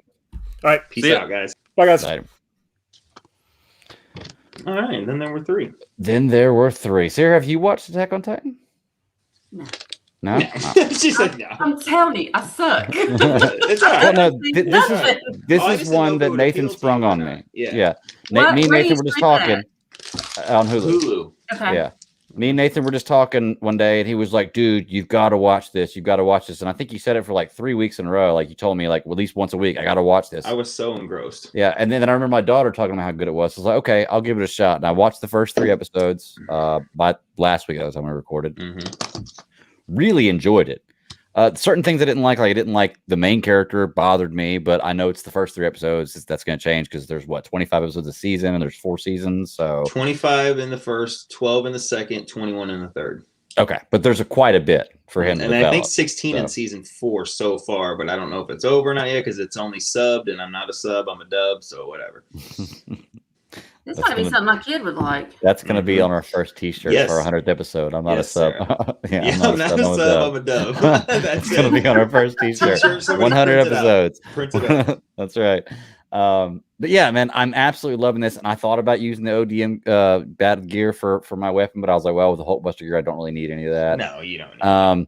And I actually thought about just a moment ago about being a Titan because technically, I guess I don't really power though, kind of. I haven't gotten to that point yet. So you will. So like yes, well, no.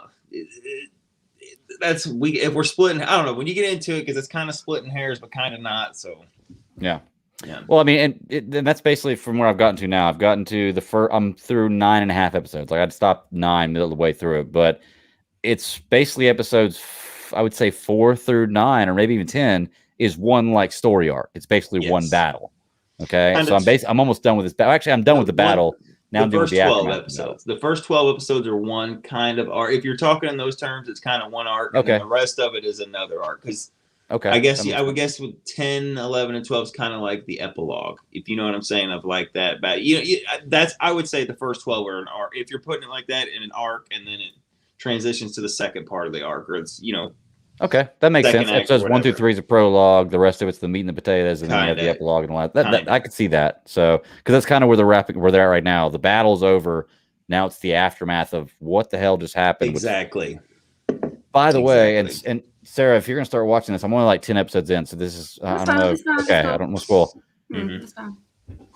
They killed the main character in like episode 4 or 5, one of the two. So when I look at it, I'm like, okay.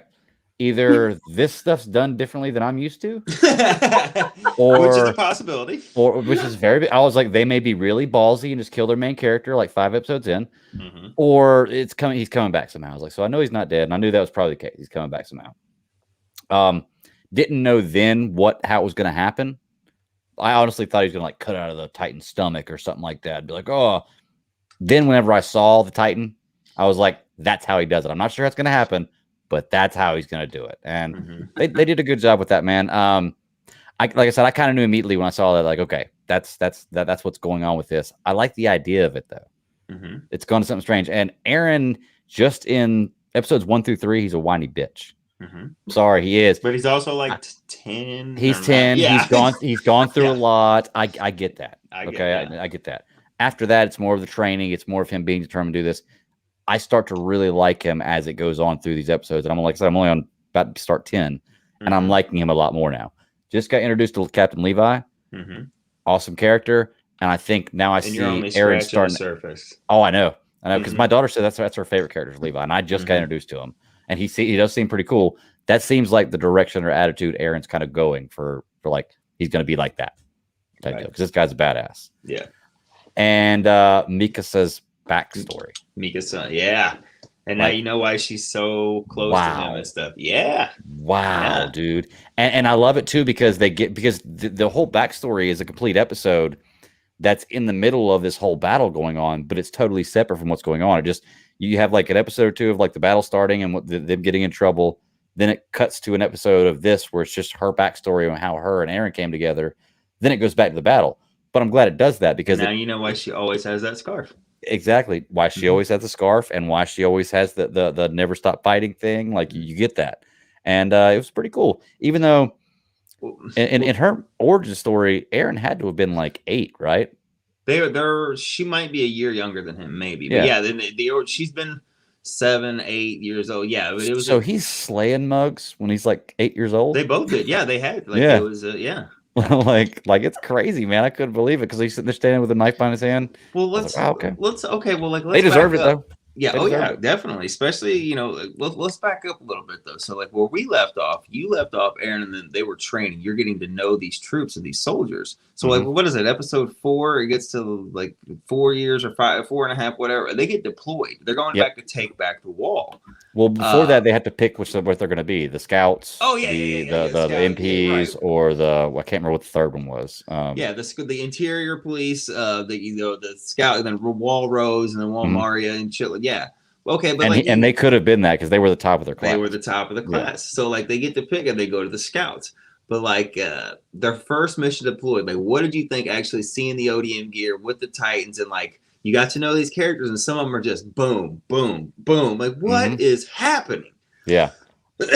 I loved it, dude. Like I said, it's like watching them web sling, but they're way more controlled. These guys are basically flying, and I love it's realistic too. It's like web fluid. They have gas. Yeah. Once they run out of that, they can't use it, and they know once they lost their mobility, they're done. They're done. There's nothing they can do. Like there's that one, like they're flying through, and like they're talking, and they're like, "Yeah, we're gonna get it," and this fucking Titan comes jumping into screen, and just eats the guy you're fucking following. Like you're following him in the camera, like he's been talking, like, yeah, we're gonna get boom, and then it goes to the guy next to him, and he's fucking slinging. He's like, oh my god, and they're looking around, they're surrounded. Like that's what I was talking to you last week about. Is it's like this is their version of war. Like, and I can imagine like this is what battle feels like. People are just you're getting paid. You have to go. You have.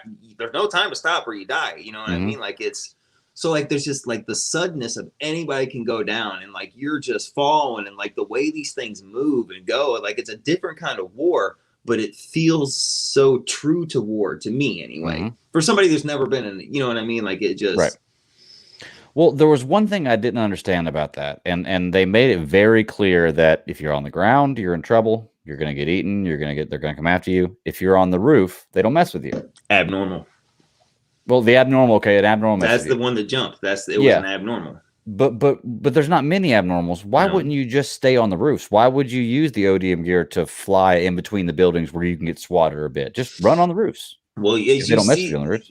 They do for a while, but whenever you're around them and like they'll come in, like even the ones because as you'll get like I think even in episode 10 or any soon when they go, but you'll see more and more of this that. Well, you saw it when they were fighting Aaron. When Aaron starts to fight back, like you know what I'm saying? Like they come after him and they start working together and use like even the dumb ones, like you can only circle them so many times before they're gonna put a hand out to swat you. You know what I'm saying? If you're just standing like the little 4 meters, if they can't get to you, they can't get to you. They're not jumping, but the ones that can go, like they're gonna. You know what I'm saying? Like as I said, you'll figure it out more. But that one that jumped, that was an abnormal, and you could tell by the way it moved in. You know what I'm saying? Like they've laid these hints out, and you're only on it. Like I said, the more you get in there, and the more battles you see, and the more the way these things move and go, like it makes a lot more sense. You know what I mean? It's you can see it. Yeah. I thought I'm trying to think. I had something. Dang it. Let's go to the scene where they take the armory back, or they finally make it to the headquarters so they can get more gas. And there's 7 of these things down there, and Armin creates this plan. Armin is becoming a really good military strategist, I guess. Strategist. He's very, very smart, and that's his skill, man. He's really, and he comes up with a plan. They're using muskets to blind them, and then they're going to attack him from behind. Awesome plan. It worked. Really, really cool. I love the way this is coming out because before that, this whole battle, Armin's useless. Like useless. He feels useless, and he I don't want to say he's the reason that Aaron got eaten, but I guess he kind of is. I mean, he didn't ask Aaron to go in there and save him, but at the same time, if he hadn't gotten eaten, he would have. So, like, before Aaron jumps us, because that's what happens. Like, my jaw hit the ground when Aaron's going, and all of a sudden, like, this bite comes up, boom, there goes his leg, and he hits the top of his roof. Yes. I went, what is happening? What? Like, I was shocked. Like, shocked. And, like, his Mika-san, she's the mean bitch, but she's not right next to it. Like, in a lot, through the whole thing, like, she's right there, but not then. And then Aaron saves Armin and goes in. And then how about we flash forward to we're inside the stomach of the Titan, and there's blood and body parts, and there's somebody else still alive in there. And wait, until they drown in the blood. Yeah, just begging they're begging to be killed too. This show is fucking insane, Sarah. It is insane. It is. And I love too. They start to explain the Titans more and more each episode. You learn a little more about the battle. You learn a little more about their history. I remember what I want to say. The colossal one. that I love that Aaron discovers he's the only one they know that has intelligence. Him and the armor one have intelligence. They're the only ones that think. Everyone, other one's just mindless walking, but those two actually think because he had him. You know, like he was about to kill him, which I thought would have been pretty badass for the opening scene. I was like, oh man, his first kill is the colossal one. That'd be awesome. But I'm sure we're gonna find out more. But I think you said at the end of the next season, I find out more about colossal one. And then no, but by the end of this season, you have a lot. By the end of the season, you have a lot more of the stuff, but there's still puzzle pieces out there. By the middle of season 2, you know exactly what's up. By the end of season 2, you're like, holy shit, and like you know. Like a lot, and then you get into 3. Like, but by the end of this season, you have enough pieces. You're like, okay, I've got some ideas. And then, like I said, season 2 is only 12 episodes. So by episode 6, you already know. Like you're like, oh shit! Like you have the big epiphany moments and stuff. Like and then by the end of it, you're like, you're ready to rock and roll. But man, I'm loving it, dude. I really am. Sounds like a wild ride. It really is. It's insane. It really is. Like it's insane.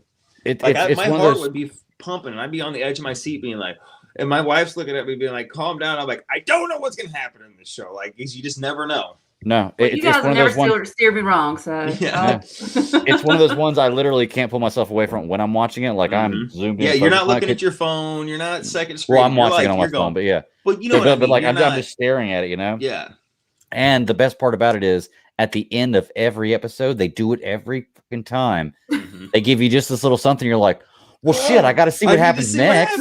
Yeah. That's why I watched like 6 episodes in a row the other day, because like I wasn't planning on watching that much, but at the end of every one, I was like, well shit, now I got to see what happens. Like they set me up like this. It's good writing, you know. But I'm thoroughly enjoying it. It's one of my daughter's favorite shows. I want to start. Season 4 is not dubbed yet, so I'm sure that's what she's waiting for, is for it to be watched. And I'm sure that hopefully I'll be caught up with it by then, and maybe I can watch it together with her. It'll be really fun. So, but I'm thoroughly enjoying this, Nathan. You steer me in the right direction again. Good. So well, I just can't wait for you to get caught up, because like by the end of end of season 1, you're gonna be on a high. Be like, yeah. By the end of season 2, you're gonna be on a real high. Season 3, you're gonna be like, I need season 4 right now. You know, like I need to see what happens. And people have already seen it in the other side of the world. Yes, exactly. Can't understand what they're saying. Damn it. I love that dude. What was it? I can't even remember it now. Dub, not sub. Yeah, dub, not sub. I'm a dub, not sub. That's right. Dubs, not sub. I like that, man. That's gonna be our shirt, guys. So if somebody wants to print that up for us, you know what's up. There we go. Well, man, that's all I've got. That's all I got too, man. All right, emptied. Holy cow, fellas. It's been a long one. It has been, but it was good. It was a good time to hang and unwind and just talk about some cool stuff. I really enjoyed our weapons list there. Oh yeah, absolutely. Yeah. So we're coming back next week. We're probably going to be talking about Zack Snyder's Army of the Dead, because that came out today. Correct? Yes, so I'm going to give us a week to watch it, kind of soak it up and everything. Look, Sarah's just like, damn it. Adds another thing to the list. You guys have got to keep me up. I'm telling you, I'm like really, I'm slacking. I will be watching it this weekend. I didn't get a chance today, but my wife and I are going to probably watch it tomorrow night. Yeah. Honestly, I don't have, I have Bad Batch every Friday, which is 30 minutes. I can watch Attack on Titan, sporadically whenever I need to. And then really just Army of the Dead. So I don't have a ton to watch right now. It's nice where I'm not limited to having to watch this, because then it feels like homework. It's true. Well, that's why I'm expanding out in my anime a little bit too, because I don't necessarily have anything right now either. So I'm kind of just getting my tentacles out there, putting around stuff. Well, as far as the anime goes, and my kids have only been watching My Hero Academia. Yes, I don't think I'm going to watch that one, but my youngest daughter loves that one. I might. That's the one thing that my kids can both sit down and they agree on. So I'm like, I don't care. Christopher Savak. I can't remember how you pronounce his name, but the voice of Vegeta. There's a voice of the main, like one of the main characters on there. So give me a little Prince Vegeta in another series. Yeah, I'll take it. Well, it's like Claire. She likes what, Dobby? I don't know what. Yeah, that's the name of one of them. Like I said, she got like a little necklace with a little charm on. I'm just like, I don't even know what the hell y'all I'm talking gonna finish about. those Berserk movies on Netflix, and then I think I'm gonna watch Demon Slayer, since there's so many people go. I don't know. Like I'm just. I've heard a lot about it. Yeah, and I will say that Gage has watched. He's watched Demon Slayer, and then, like I told you guys, Brian took him to see the movie. Right? And Brian knows nothing about it. He enjoyed it. He even wants to go back and see it again. You're the one that told me that. Yeah, I knew somebody told me that. That's right. I think I'm gonna give it a chance, because the animation looks top notch, and it's all on Netflix, and it's dubbed. I don't know. I'm just branching out in this little bit of downtime while there hasn't been too much to excite me. You know what I mean? I'm branching out. Yeah, for sure. I didn't realize Hulu had so much anime on it until I was looking at it the other day, and I was like, wow, okay, I might actually like. right now, I'm sharing my account with my mom, but I can't watch it on my TV, but I can watch it on my phone. You can sign up for it. You get a free month. Yeah, I'm thinking about just going ahead and because honestly, you can watch it on TV. I looked at my credit card bill the other day, and I'm still getting charged for DC Universe app that I'm not even using anymore. So that I got really. You're paying for DC Infinite, then you're paying. You can read comics on there. Cancel that. I'll never look at it. That $9 right there, I can get Hulu with. Yes, there you go. You know? Bam. So Hulu, the thing that hooked me on Hulu was Letterkenny, and then I like just went from everywhere else. Yeah, that's pretty good stuff. So, all right, y'all, let's get out of here. Sarah, where can they find you at?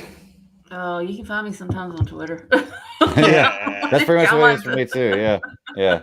Seems like I stick more to like Instagram these days. It seems. I get it. The Insta, huh? The Yeah. gram. Instagram's fun. I mean, you kind of limit. There's not too much crazy stuff, but I mean, I think Instagram's a little bit different kind of social media than Twitter is. Twitter's more like a voice box for people to bitch about what they don't like. Yeah, I'm a bunch of idiots on there too. I'm like, God, I just can't deal with stupid people these days. I just can't. Yeah, I agree. But then again, it's like a train wreck. I mean, it's like I guess I don't have that much drama in my life, so I'm like, and I don't watch the stories like I used to growing up. So yeah, it's like, okay, what kind of craziness is going on now?